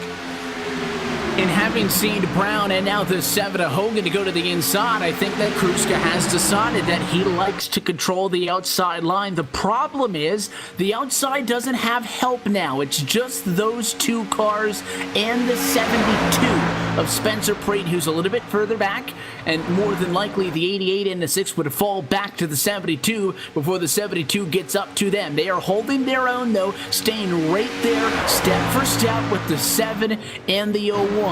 But you got the 9, the 83, the 3 and friends on the bottom. It is difficult for 2 cars on the outside to overpower 5 or 6 down on the bottom of the racetrack. However, the 9 is a little bit off of those guys up front, so for the moment, it remains 2 on the bottom, 2 on the top, and battle up front. Kruska's been able to lead a couple of times at the start-finish line, and that's good. You don't have to clear somebody to win this race. You just have to have the nose in front of them at the line in 37 laps from now. But this is really starting to pick up in the pace here. A lot of guys who started top 5 all of a sudden out of the picture, and guys who run 1-2 both started outside of the top 10. And like I mentioned earlier, 37 laps does seem like a lot on paper, but it takes a lot to get momentum here, Kelly. It takes a lot to find your partner and get up to the front. Just look at how long it's taken Servant and company to get to the back bumper, the 01 of Travis Brown. It takes a lot to get something going, so they know their time is running out as the 7 of Hogan and Kruska and the 88 of Kruska battle on the outside. 2v3 now, 3 on the top, 2 on the bottom, and the outside line is going to get a huge run with Levine and Kruska maybe going to clear him going into turn 3. Kruska thought about it, trying not to leave Levine, but gonna have to watch the 31 of Chris Passini on the outside, 3 wide, maybe cutting it just a little bit too close for comfort as they come out of turn 4. Yeah, Passini wasn't quite as tucked up to the wall as these guys probably would have liked him. And looks like it killed a little bit of the momentum for the 88 and the 6.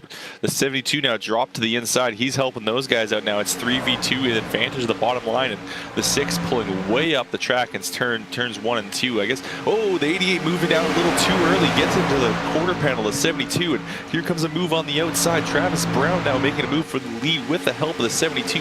The 7 is all alone on the inside and is losing all his momentum. The 6 now coming up to help him, but it's not going to be enough as the 72 and the 01 both clear the 7.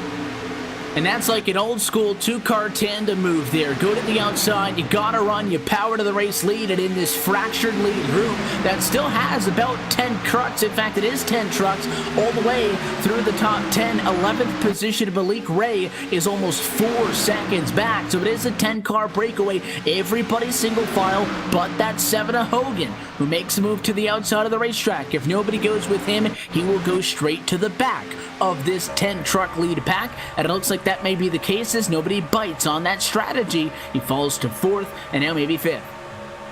Yeah, and look at the 7 just dropping like a bag of rocks. The 88 gonna try the same thing though and try to get up on the outside of the 6 of Levine, but he's not gonna have any help either. He was trying to pull the 7, but lucky for that 88 machine, he can drop right back in front of Servant.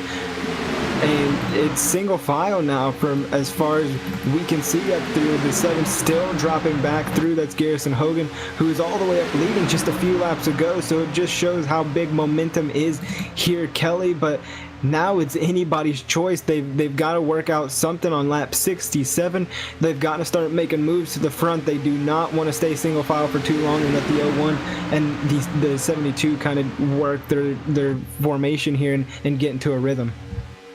Yeah, but we got to find a few people that want to get together and move to the outside. Those people that think it's going to happen, just look at the 5, 6, 7, and 8 positions. That's the 9, the 83, the 3, and the 8. Those are all Super Speedway Cup guys. If they can get themselves tucked up tight together and they can catch up to this 4-car pack that's starting to break away, I wouldn't be surprised if we saw those guys try to make a move to the outside. Well, they have an opportunity. Now that nobody's up on the outside, there is no stalemate up on the front row. You can make your own line work amongst these top 10, but you have to get on the same page. We saw Hogan go to the outside, nothing worked. The 88 tried to go to the upside as well, but nobody was with him at that point, and that didn't work either. You're going to have to coordinate with something. I think maybe Levine and Kuzka could work together, 3rd and 4th position on the racetrack. I feel like Brown Preet might be doing a pretty good job of sticking with each other on that front row. If we do stay in that conventional kind of 2-car tandem format, I would expect to see the 01 and the 72 to try to switch, but quite honestly, I've been very impressed with how cool these trucks have been staying all night long, Chris. We've seen some really aggressive bump drafting, and so far, at least up front, nobody having issues with overheating. Yeah, nobody's having any issues, and that's you know, weird to me, because normally you'll start to see the trucks get a little bit hot as we have some takers go down pit road. That was just the drivers that Kelly was talking about. The 3 of Wofford, all those Super Speedway Cup guys all ducked down pit road, made their last pit stop. So green flag pit stops are underway, Kelly. So that's something we're going to have to point out too. But especially now, especially since it's getting hectic up the front, you think they would stay single file, but no, you got the 6 of Justin Levine and the 88 forcing the issue on the inside, so they're trading spots still. So everything's starting to ramp up like you mentioned, Evan, and trucks are staying relatively cool. That almost looked like they're trading places to try to keep trucks a bit cooler. It looks like the 01 is going to drop to the back. He's going to push harder and let the 72, he's going to leave a bit more of a gap to try to cool his truck off. And it's also going to allow the 6 to get some clean air to the front of his truck. So the only person now that really has to push hard actually is the 01 and the 88. It's now their turns to push as hard as they can, try to warm up those trucks a bit and help keep the momentum with these guys. And maybe after this whole pit stop cycle, they'll be still in front of the Super Speedway Cup guys that all went down together. Well, they did end up making that switch, so the drivers up at least inside of the top 4 are going to continue. More drivers off for the pit lane. Mitchell Muma just down now. Tim Brangan, Ida Martinez coming down and off of the pit lane. This is all happening with 30 laps to go from Daytona. That should be within reason of making it to the end of this race on fuel, I would imagine. Now a switch going on up front between the 6 and the 88, but the 72 of Preet isn't going to let it happen. The 6 tries to go high, and he'll just trace him up there. So now those 2 drivers just got separated. Yeah, and separated in a big way there as the 88 falls all the way back, still dropping all the way back to the back bumper or the front bumper of Caleb Weekly, I should say, in that 12 truck. So huge separation between the 6 and the 88, not what they wanted. And especially with pit stops coming in, you want to be right next to the guy you're going in with. That way you guys can minimize the gap coming out of pit road. And that's something we haven't really mentioned here, because this is the first time we've had green flag pit stops. 13 drivers on the lead lap, so that means 13 drivers still need to come down pit road. But pit stops, this is where you're going to make the most mistakes on pit road, is coming down for green flag pit stops, trying to get everything you can. You can either get speeding, sliding through your box. Just a whole lot of mistakes can be made on pit road with green flag pit stops. Green flag pit stops on super speedways are extremely vital, but they're also extremely difficult. You have to be bang on with everything. Everything has to be exactly perfect, because even a small amount of time lost winds up being a huge distance on one of these tracks, because these guys are going so fast around these tracks. So you have to be absolutely perfect, and it could be difficult getting these trucks to slow down from 192 miles an hour all the way down to the pit road speed limit, which here at this track is only 60 miles an hour. So you've got to scrub 130 miles an hour off, and with these trucks, it's a lot of weight and not very big brakes on these things, so it's pretty difficult to do without locking up and spinning out.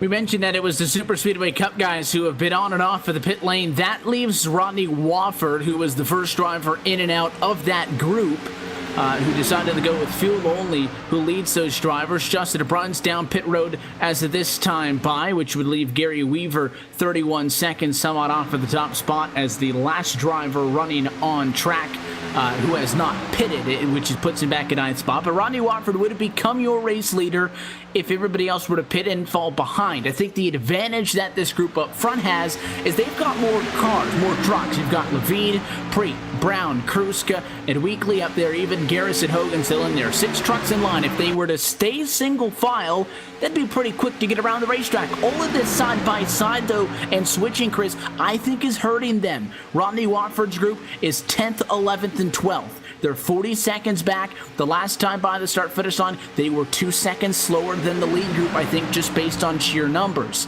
So I think that this lead group has an advantage because there's more of them. They should be able to pit, get back out on the racetrack, and stay in front of that other group. We'll see if they continue to behave themselves, and as to the point that Kelly was making, successfully pull off a clean pit stop, because it is not an easy thing to do.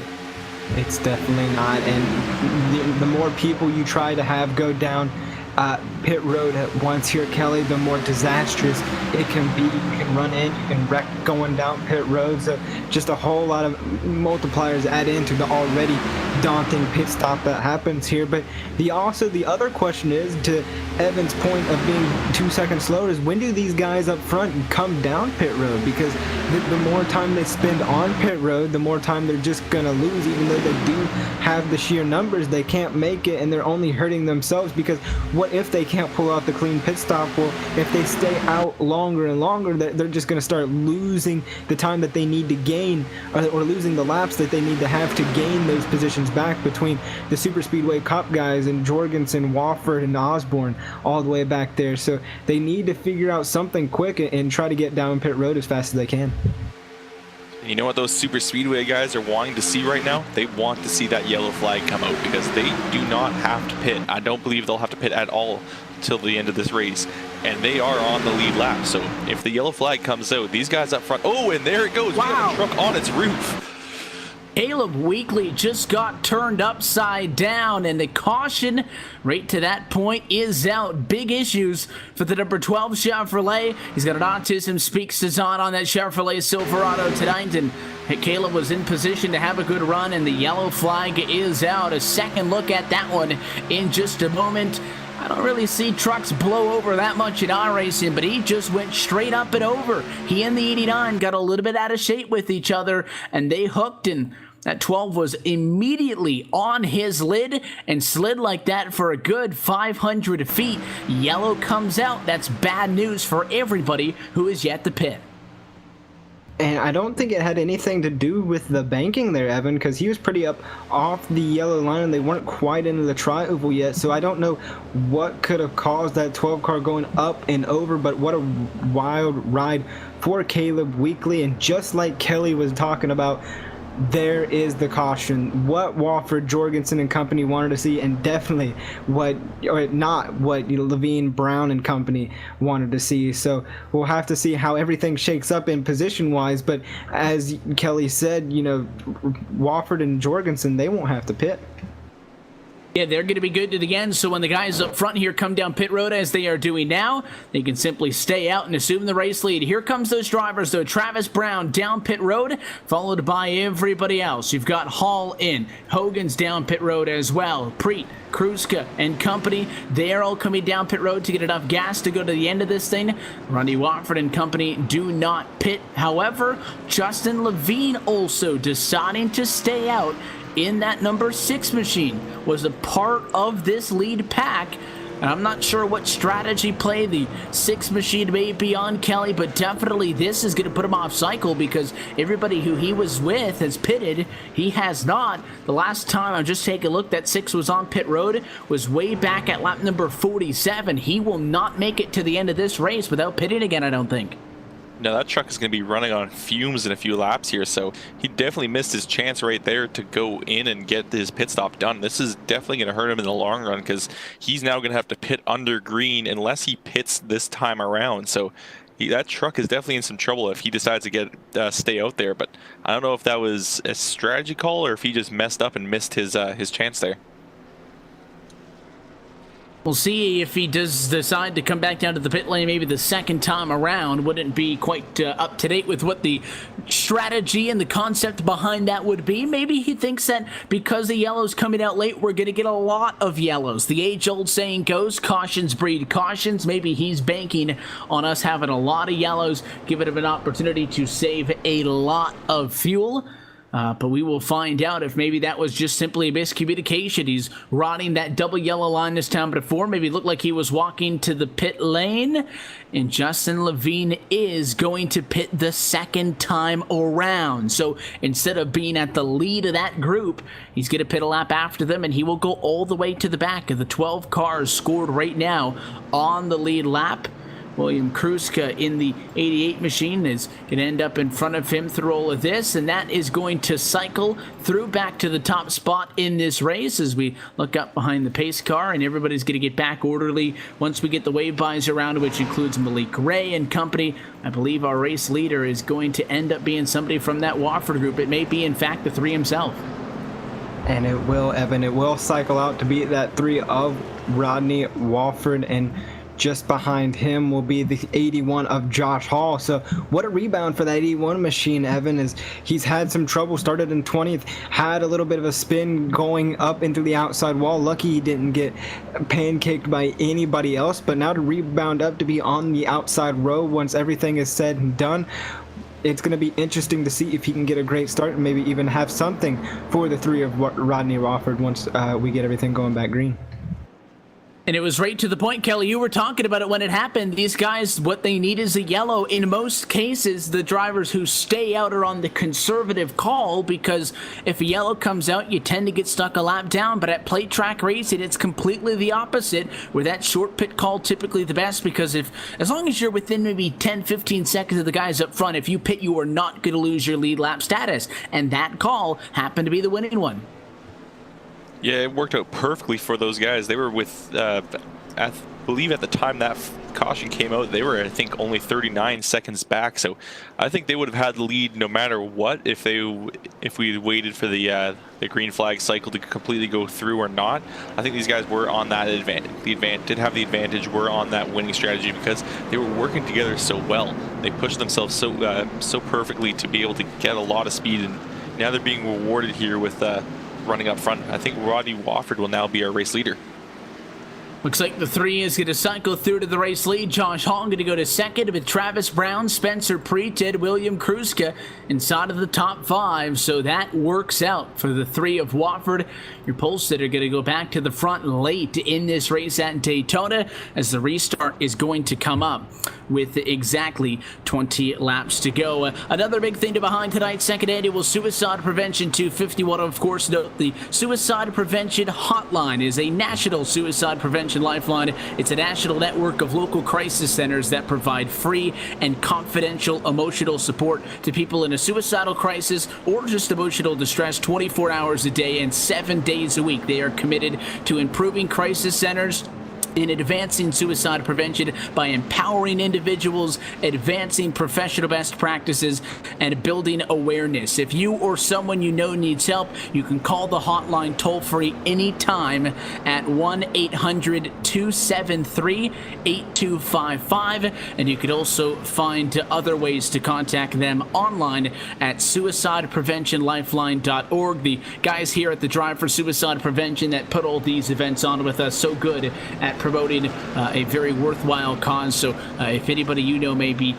in looking for and in use of that information, make sure that that gets on to those appropriate parties. But we're going to get set to end off tonight's race with a bang. I think we got 20 laps to go. The pace car is down and in. And let's see if Rodney Wofford can close this thing out at Daytona as we go back at it. 20 laps to go in the Suicide Prevention 250, and the 3 cars back up front. Yeah, not off to a great start, that 81 machine. Now he's going to be able to battle back on the outside with Preet all over the back bumper going through 1 and 2. The outside line going to get a little bit bobbled all the way back towards Kruska and Jorgensen Jr., so we'll have to see how long it takes them to get connected. But the outside line seems to be forming up between Preet, Hogan, and the 6 of Levine, all firing off on the outside line. Going to try to clear Wofford going into 3. If we thought the past few runs were amped up here, Kelly, this is where stuff starts to get real. Oh yeah, these guys are going to be making every risky move they possibly can because they are running out of time and every one of them knows it. And look at that run on the outside for Josh Hall. He's going to maybe get cleared coming down the front straight this time. Not quite clear yet, just maybe by a couple inches. That 3's got his nose to the inside. And he's able to luckily keep himself in the hunt here and just be able to barely keep his bumper in front of the 81's rear bumper. And now look at the inside. They're starting to bunch up together. They're getting a nice tight pack, and they'll be able to really compete with that outside, maybe fight against the run the outside line normally gets on that back straight. And I had alluded to earlier, I think that point at which these guys are going to start fighting amongst each other is once we've got enough gas to make it to the end, and that point is now. You do not know how many of these 18 laps to go as the next time by are going to be under green flag conditions, so you got to get after it. 3 wide, a little bit deeper in the pack. The 83 and the 8 going up to the outside line of the racetrack, trying to make something happen, because otherwise they'd be relegated back in 10th and 11th, and they want to get going. But up front, still 2x2 for the first 3 or 4 rows. Wofford still good on the bottom. Hall is right there with him this time at turn 2. Yeah, trying to get all the run he can. Look at that outside line. Hogan, Levine gets it a little bit out of shape there, and it's still going through, kind of an accordion effect there, Kelly, as the 81 of Josh Hall gets cleared for the lead. That's going to move Preet up to side by side with the 81. Now Preet has to hope Hogan gets up to that buck bumper quick, or they're going to lose a whole lot of momentum on that outside line. But new leader, Josh Hall. Yeah, and he's got himself a comfortable lead at the moment as the 72 still hasn't regained the momentum. He's dropping back even further, and the 3 is pushing as hard as he can because he wants to get clear of the 72, and if he does, he might move up to that outside line. Oh, there's trouble back in the field. There's a couple trucks around. Jorgensen involved, a few others involved, and we've got another caution. And that one was right in the center of that lead pack. Those were the drivers who were 3 wide, at least trying to make 3 wide work. Jorgensen came back to the inside. Middle line ends up being the top 2 wide, and he just nicked, as it looks like we'll get a second look at a replay. Just got into that left rear quarter panel of Malik Ray's truck, and it sent those trucks sideways. It really wasn't a big accident. The cars got sideways. The caution flag came out. The 14 did get pretty hard in the Jorgensen there, but other than that, those cars are able to limp on away. The yellow flag will fly at 16 laps to go, and that is just in a nick of time for Josh Hall, who had literally just taken over the race lead moments before that. Yeah, Weaver, Dower, Jorgensen, a whole Eldridge, a whole lot of cars getting, caught up in that one very, very late on lap 84, Evan, and you see, Jorgensen's just trying to limp it back to the pit. I think he may have one of those fast repairs that we haven't really talked a whole lot about here tonight, Evan, is those fast repairs. That's how we've seen a lot of these drivers who are, taking, such big hits get back out there, like Josh Hall, who had some heavy rear end damage. He's now leading the race just because of these fast repairs that can help somebody out and give them a second chance. And we saw that on the very first incident with I was talking about the drivers who had cycled through to the race lead and then had to take the EOL penalty because they pitted a closed pit. They came in, took the quick repair, and got back going. And maybe for those who may not be familiar with what that is, maybe one of your first couple of times watching us here on LSRTV and iRacing Live, it's basically the backup car. And in some, kind of off-the-cuff and less serious events, you could often get unlimited repairs. In this series, and like most we covered, there is one quick repair available. So the driver's on track, thinking about pit road, nobody going to dive down, but that quick repair is basically a second truck. You can, if you get damage, you can sit in the box and have it repaired. Sometimes, depending on the damage, it could be anywhere from 4 to 45 minutes of damage, but you could sit in the box and have basically that crew work on your truck. It's never going to get back to 100%. Like it would in real life, but you're going to get it worked on. Or you can take the quick repair. Oftentimes, if you get a lot of damage, you have no choice to go for the quick repair. That's why, as Chris had noted, Kelly, drivers can get into an accident and you see them back out here, but you only have one. So as we get later into this race, the wrecks are just going to happen to involve more and more guys who may have already had issues on the night, and that's why just really now we're starting to see the number of trucks on the lead lap go down a little bit, with only 18 as of the last time by, compared to 29 that we started with. But even with this fast repair that you have in your pocket, because these guys have to go down the pit road, they're getting put way in the back of this pack. And some of these guys that were involved in that last wreck are now going to be sitting back in like 17th or 18th. And with the few laps that we have left, there's going to be a struggle to be able to get themselves back up to the front and even have a chance to take a shot at the lead here. We pace inside of 15 to go. Let's take another quick opportunity to step aside and go LSRTV nonstop. When we come back, we will be closing in on 10 laps to go in the second annual Suicide Prevention 250, presented by the American Foundation for Suicide Prevention. You're watching LSRTV and iRacing Live from Daytona.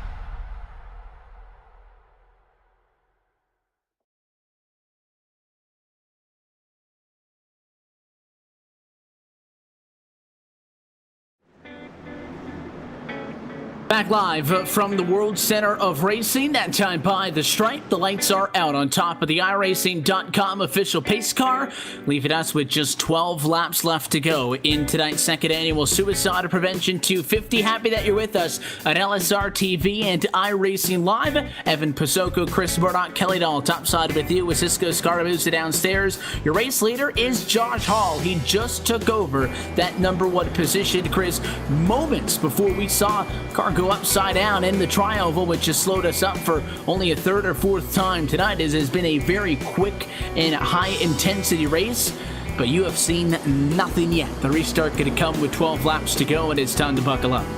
It is time to buckle up, and this is where your track position is going to be key.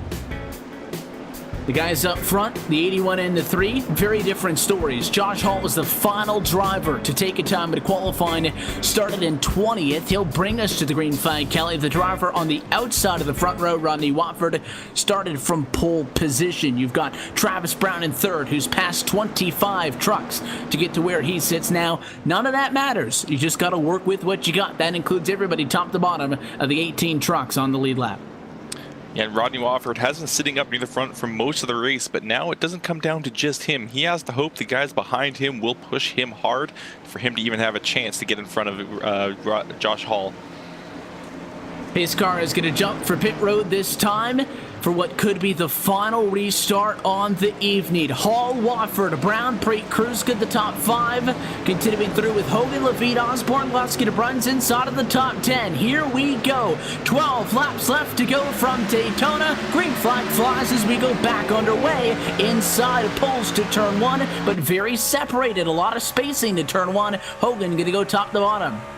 Yeah, and this is going to allow Hall to kind of control the lane. He's not going to slide up in front of the 3, but he's going to allow the 01 of Brown to get to that back bumper and try to push him as they get a little bit bent out of shape there. Kelly going on there, getting close to that apron, and we saw what that apron can do if you get on it too much. And now the 81, the 01, I should say, pushing the 81, and the 3 needs to have Preet get up there. He's going to lose a whole lot of momentum, and this is not the time where you want to be losing momentum. You know, that 01, if he was going any faster, that would have been some problems, but now there's some problems for the 3. He is losing a lot of ground. The 01 will get clear, and now he has the chance to move to that high side. He will take that chance. He goes up to see if he can get pushed by the 3. He's going to make a pass to lead. Big push from Rodney Wofford, and now look at Travis Brown, a big run on that outside line. He will take the lead. He's going to now move to the inside, and now we've got, a little bit of trouble from the 7. He goes down below the yellow and somehow keeps control. Oh, and there's a lot of movement on the front. 3 wide. Look at the 72. Spencer Preet going to split the gap. He will push Wofford wide. And Kruska going to come with him as now that 3 machine falls back into P6. These guys are not waiting around for anybody. And next time by, we will take 10 laps to go. You have to wonder, can they keep them in one piece for that long? If we get to 5 laps to go or less, and a yellow is to come out, this race will end under caution flag conditions. That is the point of no return. Not there yet, but 10 laps to go at Daytona. These guys are up on the wheel, and they're chasing Travis Brown. And Travis Brown is in the best possible position here, Kelly, because all he has to do is hold that yellow line and hope whoever's behind him can push him. Who's really going to struggle here is the 72 of Spencer Preet, who has to time the run just right out of the corner and has to rely on Kruska to get that run out of the corner to try to push him by and keep that run going through the corners to propel him across the line. But look, the 3 wide, maybe, yes, 3 wide. Wofford got pushed out. He will not be denied this time, Kelly, with Osborne and Levine just behind him. We're starting to see these super speedway guys get hooked up. Now Kruska gonna think about going outside with him. 3 wide for the lead as they cross the line. Preet in the middle, and now Kruska up top. It's getting hectic here late in the race. And Kruska can't really decide what line he wants to be in. He's dropped between the 2 a few times, but now he's stuck on that outside line, and I don't think Wofford's too happy. He wanted to have that clear shot with Dana pushing him, and now look at the 72. He's getting a real heavy push, and now he's going to get a bit of an advantage here. He's going to drop to the inside. 7 now will take over that inside line, and the 88 is stuck all on his own on that high side. And now he is going the wrong direction. It looked like that he was going to make that third lane work. We were 3 wide, 2 rows deep. Now all of a sudden the wheels have fallen off and he is going way to the back. He may go all the way back outside of the top 10 because there is no life preserver in sight. The 99 machine, the non going to go by on the inside. Is the 16 machine also going to get through? That's Mitchell Muma. Muma going to move down to the bottom. It looks like Kruska will find refuge in 12th position on the racetrack. He was side by side and side by side, 3 wide for the race lead just a lap ago. So we look back up front. Josh Hall going to be the next challenger. 3rd in line on the bottom, going to go up to the outside of the racetrack. The 7 of Garrison Hogan going to give him a big run to turn 3. Not going to work into the corner though. Watch it at turn 4 if they can keep the run going. And they're going to try to keep that run going, and all this side-by-side battle and all this amped up racing is good. But Evan, I'm going to steal something you like to say a lot. We're catching that point of no return that time by lap 94. So they've got about 2 laps before they can really get another run at this. So they've got to be careful in getting that and also time their moves. And look at Josh Hall trying to get that run off the corners. The 72 of Pre controls the inside line. Now the 7 and the 6 and the 89 even is going to get turned in a huge wreck.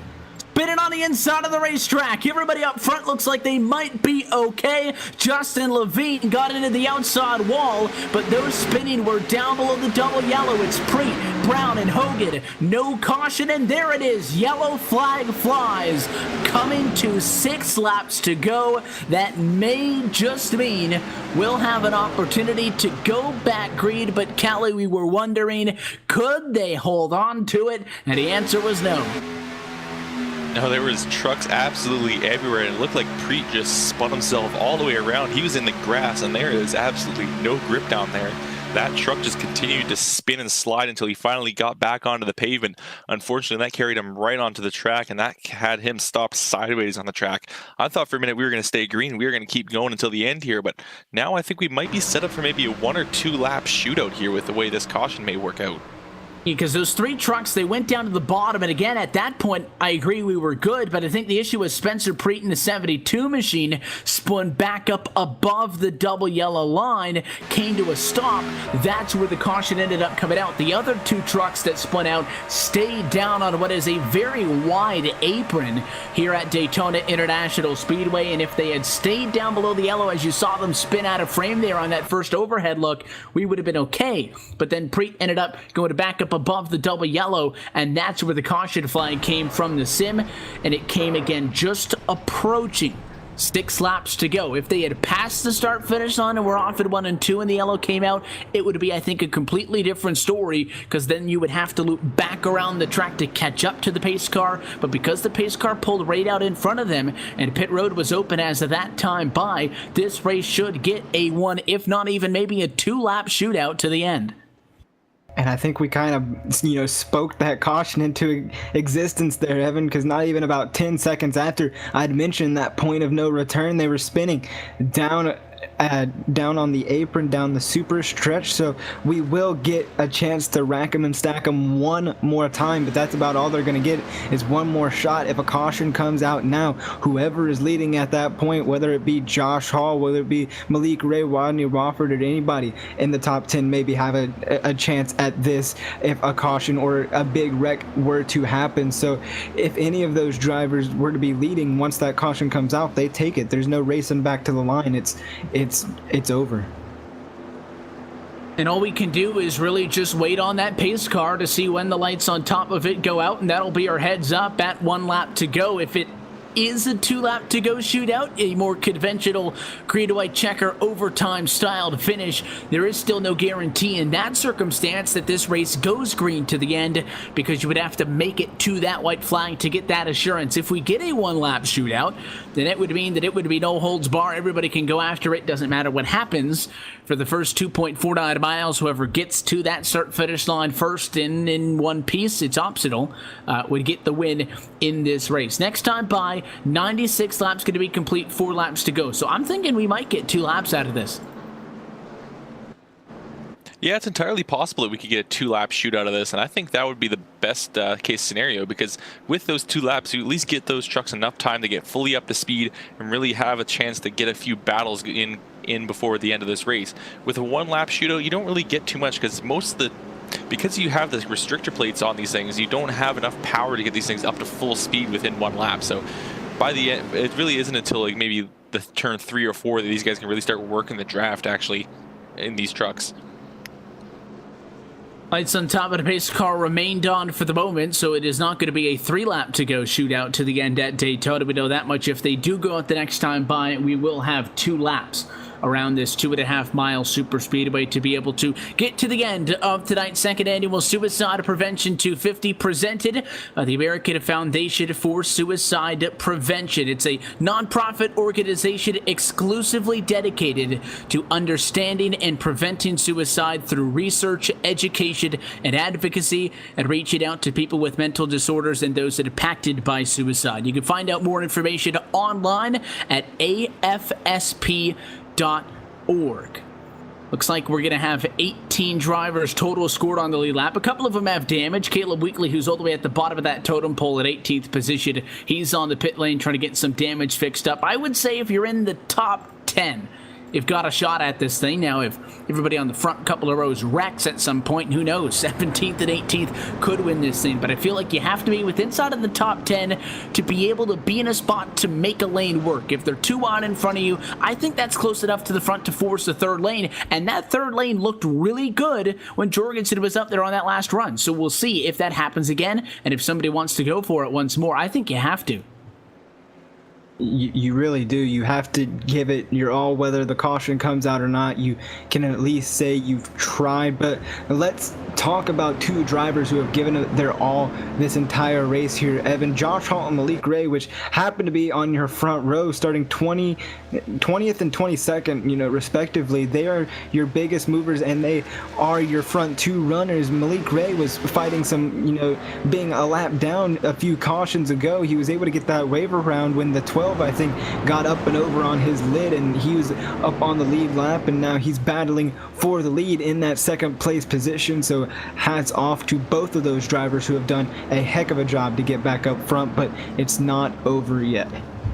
And with the lights out on top of the pace car, we know just how much time is going to be left in this race. It is going to be a 2-lap to go shootout from the Daytona International Speedway to decide who's going to walk away with the win in this 2nd annual Suicide Prevention 250. It was Alex Bergeron who was able to take home the win 1 year ago, the first event that we had broadcasted with the guys at the Drive for Suicide Prevention. We have since seen many good races with them, last Sunday night included in the showdown at Daytona. But this is the flagship. This is the main event. You got 5 miles when we come into turn number 4, Kelly, to make it happen. And everyone's got their own plans that they are working out, but as we've said, no plan ever survives the drop of the green flag. As soon as that green flag comes, these guys are going to be doing everything they can. They can't really think about what's going to happen because they aren't going to know what's going to happen. All they could do is react, hope things work out, and maybe see if they can make a few crazy moves to get themselves to the front. And you can disregard those alliances we had been talking about earlier on tonight, because it is every man for himself for a checkered flag and a win from the World Center of Racing. Here we go. Pace car down and in. You got to make it to the white flag to be able to race for the checkers. Green flag flies. 2 laps to go from Daytona, and we're already beating and banging on the front row. Yeah, Malik Ray comes down and gives a little shot to the 81 of Josh Hall, but it's not going to do anything because the 3 of Rodney Whopper is already there on the outside, or already on the inside, I should say, of Malik Ray pushing Josh Hall going out of turn 2. Now we start down the super stretch. The outside line still not formed up. And they're trying to get going. Look at the 3 to the outside. Rodney Watford jumps up and in front of Malik Gray. He'll make a play for the race lead down the back straightaway. Can he clear the 81, though, down the back? He's not going to, and we're wrecking behind. Joe Lusk is into the fence. The caution flag is going to fly, and they were side by side. It's too close to call who is in front. I think that may have gone to the 3. He looked like, at least from my camera's position, that he had a nose in front.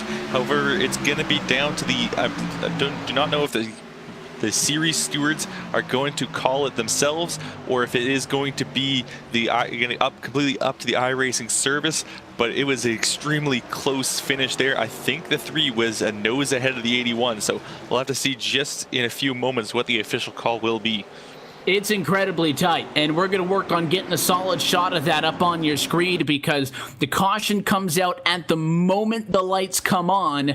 iRacing time it and scoring, it appears is showing Rodney Watford as your leader, but in all honesty, race control does not have to go by that. They can look at the video themselves. Sometimes it can be so tight that iRacing's timing and scoring, going down to only the 1/1000th of a second could be a little bit off if it's that tight. So we will work on getting a shot up, but for the moment, pending that post-race review, it's Rodney Watford on the top side of the racetrack, just at a nick of time. If that was half a second later, that 81 machine, Josh Hall, was powering back on the inside and may have been in the catbird seat as we were closing in on coming to that white flag. But as it sits now, it will be at a slowed pace. But Mr. Daytona and your pole sitter, Rodney Watford, is going to come across the start-finish line. He'll take the checker and the yellow and be your winner in the second annual Suicide Prevention 250. What a drive by Rodney Watford. Started on the pole, finishes on the front row. So great win for that 3. Definitely deserves it, but just goes to show how quickly something can be ripped out of your hands. Evan, Josh Hall, so close to get that win, but as it looks right now, that 3 of Watford will be parking in the victory lane for the Drive for Suicide Prevention 250. And I'll tell you what, Kelly, we were coming up on what was going to be a whale of a finish in this thing. Watford, again, just wasn't able to clear him down the back, and then we saw the driver on the inside of the racetrack, Hall, start to power back on the inside. Even though it was a 2-lap-to-go restart, which I think is a little bit better than a 1-lap-to-go shootout, these guys were still just barely struggling to get up to speed. So the draft really wasn't in full effect. So these guys were going to come to it, and maybe another 7 seconds or so we would have been able to make it to the white flag. But Rodney Watford, a fun and hard-fought race for him over the course of the whole night, put him in that position to take advantage of when that yellow flag came out. And it was a great run by him tonight. He was up near the front a lot of this race, along with a few other people. I mean, a lot of these guys that finished in this top half of the field were running in the top half of the field for the majority of the race, and he was in a good position. He had at least when the caution came out, it was pretty evenly matched between the top and the low line. I think if the caution didn't come out, I think the margin of victory would have been pretty equal to what it is right now. And just taking a quick look at the image that we're going to work on getting up for you in a moment, it does look like Rodney Watford's nose is going to be in front, and at the moment of caution, that would stand up to a post-race review should the race officials decide to look at that one. He's your winner tonight from Daytona. It looks like it'll stand, and we'll go trackside and chat with the driver of that number 3 in just a little bit. First, we'll take this opportunity to step aside one final time, and when we come back, we got a date with the driver of the 3 down in Gatorade Victory Lane. You're watching the second annual Suicide Prevention 250, presented by the American Foundation for Suicide Prevention at LSRTV. Your home for sim racing. Post-race show continues when we get back.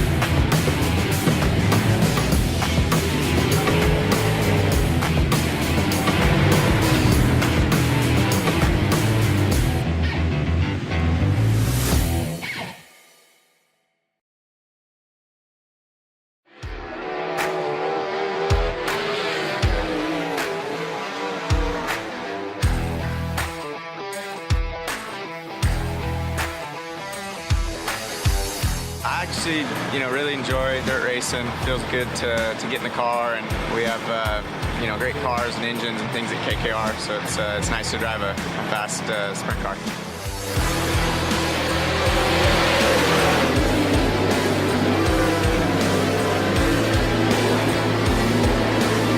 Couple of separate lines developing, three-wide action on a turn 2. Craig Kitzer, Casey Kane, and Kieran Pittman going at it.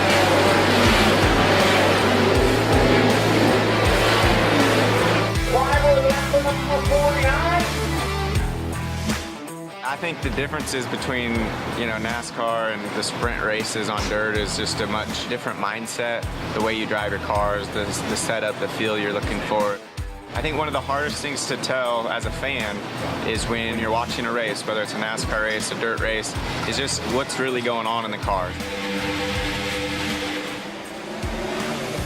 With iRacing, you can get the way that the track's changing, which they've done a great job in how the track changes throughout the night or throughout the race, just to try to capture it and let the fans play it and realize, like, man, there's actually a lot going on, and you can't always see that when you watch a race. So I think it's pretty neat. It's, enjoyable for me, but at the end of the day, it's actually much of a simulation, and there's a lot of ways that you can learn from that. And, early on, it was neat to look at the Cup tracks that I was going to, places that I had never been. So I think it kind of gives you a head start leading into a weekend. It's pretty real life, and that's pretty neat.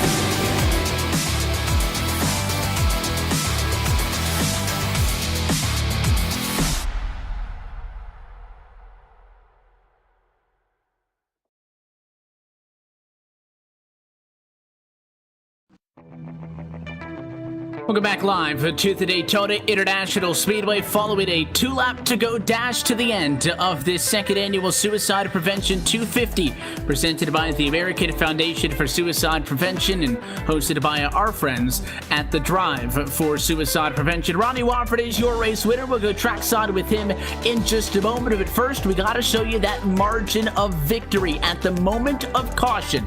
The field was frozen, and you're going to look at the shot right there. That is the moment the lights came on top of the pace car, and it was that 81 on the inside of Josh Hall who was passing Wofford at that moment. He was 2 miles an hour quicker, but that yellow just in the nick of time is going to put the Race Fan Racing Chevrolet in victory lane. Wofford wins it by that, the slimmest of margins, to take the checkered flag here tonight from Daytona International Speedway. So we'll head down trackside with him in a moment, but first let's take a look top to bottom at your LSRTV full race results tonight from Daytona International Speedway. Rodney Wofford takes home the checkered flag with Josh Hall just barely behind in second, and Malik Gray in third. We'll hope to get a word with all three of those finishers in a moment. Then Osborne comes home in fourth, and William Kruska rounding through your top five. Tim Brannigan comes home at a race side P6. Paul Servant hangs on for seventh position. Mitchell Muma overcomes a lot of adversity tonight. He gets a P8 at the end of it all. Ninth position is Gavin Jones, and Travis Brown rounds out your top 10. 11th goes to that 33 of Bruce Pearson. Garrison Hogan, who's had a strong run, he'll come home in the 12th position. 13th, Gary Rubin. 14th goes to Justin Levine. Caleb Winkley, 15th, 16th, and the last driver to finish on the lead lap, that's that 28 of Justin Burns. Spencer Preet in that 72 will round out 17th, 18th, Joe Lux. Trenton Johnson, 19th, rounding out your top 20. That's going to be Jeremy Leto. 21st, we will see Mark Jorgensen Jr. 22nd, Cody Eldred. 23rd will be Sean Dower. Chris Piscini finishes 24th. 25th, Ian Martinez. 26th, Michael Guest. 27th, Jackson Robillard. Stephen Larkamp finishes in 28th, and rounding out our field is Zachary Buchanan. That's a look top to bottom at your LSRTV full race results. A familiar name here on LSRTV is your winner. Tonight, from the Daytona International Speedway, Rodney Wofford takes home the checkers in the second annual Suicide Prevention 250. Rodney, congratulations, Mr. Daytona. You started on pole and you finished up front. And at least early in this race, it looked like you guys were going to ride up front for this whole thing. The strategy was working well. It was you to mark on the front row. These guys had different plans, though, made it very hard on you. And you guys just ended up with the nose in front when that yellow ended up coming out. Yeah, it was interesting there at the green flag stops that we had, but we had a good strat. It just was not well executed at the time, but we got grouped back up and we actually started pulling the leaders there. So it worked out perfectly. I think I actually came back out the leader when that caution flew after the green flag stop. So it was great. It worked out perfect. I lost some spots, but can't ask for anything better. I mean, we're sitting here with the win at Daytona. The place in which you are very familiar with. Tell us about that strategy that you and the guys from Friday nights were working. At one point, you occupied all 6 of the positions up front, and it looked like Mark was really in no rush to get down in front of you guys, and at least on that first stint completely, and then even on that second one as well, which was a little bit shorter, it appeared that you guys were holding pretty tough on the inside and the outside, and the strategy was just to hold those spots up front and kind of keep it locked down. That's exactly what it was, Evan. Do what we do best and keep it clean. We had a long race and held our spots. We kept the front row. That's what we wanted to do. It worked out great. Worked perfect throughout the entire run and throughout the entire run that we had while leading up there. Our cycles were perfect under the cautions and our pits. And we held the front 4 to 6 spots when we could, and it worked out perfect. And that's what it was. It was just biding our time. A late race caution meant that it was a 2-lap to go restart. You were on the inside of on the inside of the bottom row, 3rd overall, but 2nd in that line, and kind of boxed in coming to the green. You were able to push your way clear the guy's top sign, and then you jumped up in front of the GoDaddy entry of that number 89 machine. Was that the plan, or were you maybe waiting for the 81 to try to go up and block you, hold the bottom, or at 2 laps to go is the thought process kind of just go where there isn't a car and it's maybe instinctive for you at this point to try to find a spot? Well, the thought there with that 2 to go was on the bottom, we weren't going to get a great start and have the momentum where I could get clear and make him move like I did and actually do anything. I figured Malik and the guy behind, I believe it was William, they were going to run off with it. So I was just kind of bit my tongue and just had to play it by ear. And as soon as I got that chance, I gave it an extra half a second, and Malik, he's a hell of a driver. So as soon as I could, I slid across his bumper, and he gave me a shot and stayed right there on it. He knows what he's doing. I trusted him. He gave me the push, and it got my bumper clear enough when that caution came out, which I had no clue they were even wrecking. But that was the strat with that 2 to go, was if I get cleared, make it happen. And that's what we tried to do, and it worked. Sometimes things work out like that, and at the moment of yellow, the guys at the inside were actually coming up on you, and if that yellow came out 0.2 of a second later, it would have been the 81 machine on the inside with the nose in front of you. If that yellow didn't come out, were you happy with your positioning with you and the 89 leading the top? If I was in first, yeah. If it didn't come out and we went to the line, I still feel like I was probably going to beat him to the line. I had a feeling I could have worked the side draft hopefully enough, and with Malik behind me, but that brings a question where he would have went 3 wide outside and tried to make it, but I would have threw a big block Chevy on him, as everyone around here and Mark would say. Well, it was some classic Friday night stuff amongst you guys here on Sunday evening, and at the end of it all, the number 3 shot for ladies in victory lane. Rodney, no stranger sight for you, a very familiar name for us chatting with you down into victory lane. It comes on a different night and a little bit of different circumstances having you here with us for this Suicide Prevention 250, but you guys get the job done. That's what you're known for. Anybody you want to say hi to? Oh, yeah. Thank you guys, everyone watching, everyone who showed up tonight and, watched the race and participated. Got to thank William for putting it on, man. It's a great cause. Check it out on Twitter, Suicide Prevention. I got to thank you, Evan, everybody up here in the booth, Cisco. You guys always do an awesome job, as always. Got to thank everybody at the team that worked tonight, Mark, Chris, Dana, Paul. Chris throwing together this awesome old Race Fan Racing number 3 for Dale Chevy truck that put it back in victory lane tonight. And it's good to know that you guys can still get it done in a truck, Rodney. Congratulations on the win, and best of luck going forward. We'll catch you on Friday night. Thank you, Evan. You guys have a good one. Rodney Wofford, your pole sitter tonight, and your winner, a very fast number 3 Chevrolet, and he puts the Race Fed Racing Incorporated Silverado on the top of the scoring pylon after 250 miles tonight from Daytona Beach, Florida. On the flip side of that fantastic photo finish we showed you at the moment of caution is Josh Hall. He didn't know that he was coming up to a photo finish in the setup of the corner. He had the momentum on his side, but he came up just shy of this one, and Chris is down trackside with the driver of the 81. Yeah, standing by with Josh here. Such a weird ending to a race, coming side by side to the back straightaway. Didn't think you'd be coming to the photo finish, like Evan just said, at the back straightaway. What was the whole entire race like as a whole out there tonight, Josh? Well, I just kind of laid back, stayed out of trouble. Last Sunday was kind of a wreck fest at the beginning, so I just wanted to keep the nose clean, hold my reset to the end. Yeah, and just that long green flag where they start having green flag stops. I said, I'll just try to stay out and stretch it, see, hopefully catch a yellow. And I caught the yellow, just went in for a splash gas. Got me the track position I needed to stay up front and bring it home in second.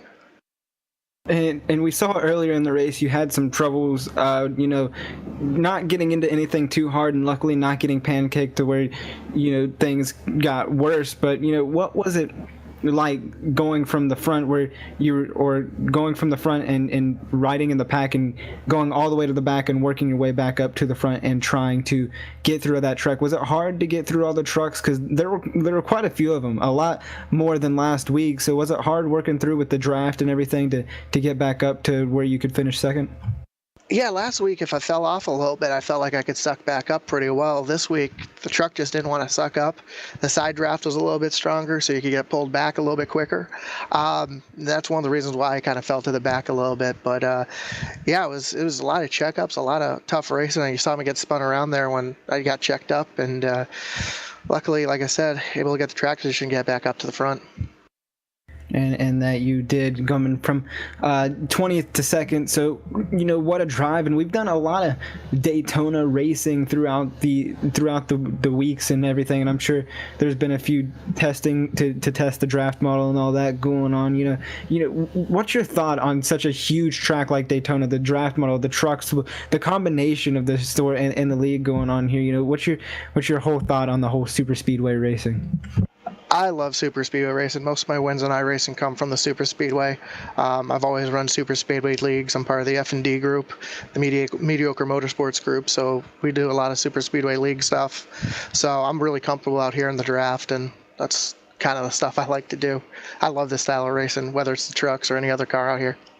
And it definitely shows with that top 2 finish. Josh, before we let you go, sponsors, shout-outs, who makes that happen for that 81 machine? This week I'm actually running a special paint job, the Alzheimer's Association. My aunt's mother was recently diagnosed with Alzheimer's, so I promised her I would donate some money. I'd donate $2 for every lap I led today. I led 12 laps. I'm going to double that and round it up to a straight $50 going to the Alzheimer's Association today. I also want to thank my guys over at Mediocre Motorsports for the help with the drafting and working out there, getting me where I am today. And yeah, that's about it. Racing for all sorts of great causes out here tonight. Josh, congratulations on the win, or not the win, the 2nd place. Hopefully to be talking to you soon down the road. Thank you. Appreciate it, guys. And then to round out the evening, Kelly, I think you're going to be standing by with William Kruska, who came home in the 5th place position. So I'll toss it down to you. Yeah, I'm here with William Kruska, not only a 5th place finisher of the night, but also the organizer of this event. So, Will, there was quite a bit of a hectic finish there. What were you thinking when that last caution came out, or sorry, second to last caution came out, that really set up this 2-lap shootout? I was just thinking to hold on. If we can hold on to the front pack, we definitely had a shot to win. I mean, we were up there definitely for the last half part of that race, so I knew I definitely had the truck to get up there. Definitely could have gotten up there. I really wish that caution didn't come out. I felt like we had a chance to win there. And with that very final caution at the end of the race, do you even have any idea that those guys were wrecking in there behind you when you're making that last push? Yeah, I saw them wrecking a little bit. I honestly didn't think it was as bad as I thought it was. I thought they just hit the wall so we could keep going to at least race back to the white line. But yeah, I didn't really realize that they wrecked that much. So how did the truck feel to you tonight? Like, how were you able to work the draft? Was the truck able to like suck up really well and really race, or were you having a bit of trouble getting around people here? Oh, it was awesome. I definitely could get around people. It was definitely a better truck than last week. Last week was just, yeah, it was one of those off weeks. But this week it definitely made up for it. We definitely had a truck to get past people, use the outside, get back on the inside. We definitely had it. So what does it mean to you as an organizer, organizing an event like this for this kind of cause? It definitely is. It's a personal thing, you know, obviously with struggling with depression and stuff. It's definitely an awesome thing to get these going like this, get them on broadcasting and stuff. And it's awesome to host these monthly events because, excuse me, it definitely means a lot to me, you know, everyone showing up, broadcasting and stuff. It's definitely awesome. So what's on the table for you guys? What is next for you guys in the books here? I believe we actually got a couple of off months. So what my plan is to host like a 12-week fixed truck league, do some of the good tracks, and then hopefully by then we'll be back with the monthly events. Well, before I let you go, I'm going to give you an open mic and an open floor and let you say whatever you'd like to say. Well, first I gotta thank everyone for watching that watch these monthly events. Definitely been awesome. We definitely have some great races. I gotta thank you guys for putting these on. It's amazing broadcast like always. All right, well, thank you very much for stopping by, taking the time to talk to us, and thank you as well for organizing this event for us. Thank you. Means a lot. All right, I'm going to send it back up to Evan for some closing remarks for tonight's race. That's William Crisco came up again, not only fit tonight, but as well makes everything happen at the Drive for Suicide Prevention. Not only, of course, this race, which we were able to cover last year, and it was our first time working with them, but also we've had a couple of those monthly events here on LSRTV and iRacing Live since then, and I encourage you to, again, reach out to them if you want to participate in any of these events. Of course, we'll be retweeting stuff and sharing that on Facebook and Twitter, but if you want to get involved in some of the stuff that might not be on the television and all that, make sure to follow them on Twitter. That's at Drive, the number 4SP, at Drive4SP on Twitter, and that's where you can find out most of the information on the events that the guys at the Drive for Suicide Prevention are going to be running. But before we kind of lock this one away, Chris, it was another fun night again. We have a lot of series. Super Speedway Cup we talked about a lot because we saw those guys here tonight in action. Of course, the RSR Full Throttle Cup series that we broadcast, and it's always fun being able to follow those kind of series that have championships and all that, but it's always exciting to get those special one-off events, and we've got a couple more coming up on the calendar that we just announced over on our Twitter, but I think it's almost a little bit more fun when you're able to come out, have a fun event like this, put it on, enjoy great racing. Oh, well, as William had said there, I think the best supporting a great cause. It's such a great cause, and what a great race, and what a fantastic ending to it. You know, some people would rather finish it on green, but the race up to that point was phenomenal.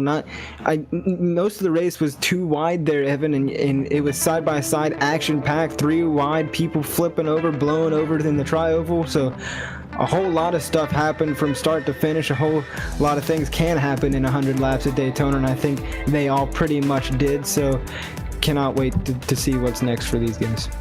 And while this ends what we've got on the calendar so far, I am sure that we will see these guys at some point down the line here on LSRTV. Until that time comes, though, that wraps it up for us here tonight from the Daytona International Speedway. But we are far from done this week on LSRTV and iRacing Live. We'll be back with you tomorrow night on Monday, September the 11th at 9:30 p.m. Eastern Time for the Real Sim Racing Full Throttle Cup Series. We are also on Wednesday, September the 13th at 9 9 Eastern for the Myrtle Beach Simulation Series. And then this Friday, the Super Speedway Cup Series on track, also at 9 o'clock Eastern Time. You can get a look at our full and extended broadcast schedule on our website at www.livesimracing.com. But I also encourage you to follow us on social media and stay up to the minute on Twitter at LSRTV and on Facebook at facebook.com/LSRTV official. So until next time, on behalf of the entire team at Live Sim Racing LLC, for the folks behind the scenes, for Laura Lawson, DJ Lyon, everybody who makes it happen topside, night in and night out, and of course for the team tonight, for myself, Evan Pusoko, Chris Murdoch, Kelly Dollard, our producer, Cisco Scaramuza, want to thank you for tuning in and congratulate Rodney Wofford. He's your winner in tonight's Suicide Prevention 250. We will see you next time. The drive for suicide prevention is on iRacing Live right here on LSR TV, your home for sim racing. Until then, good night.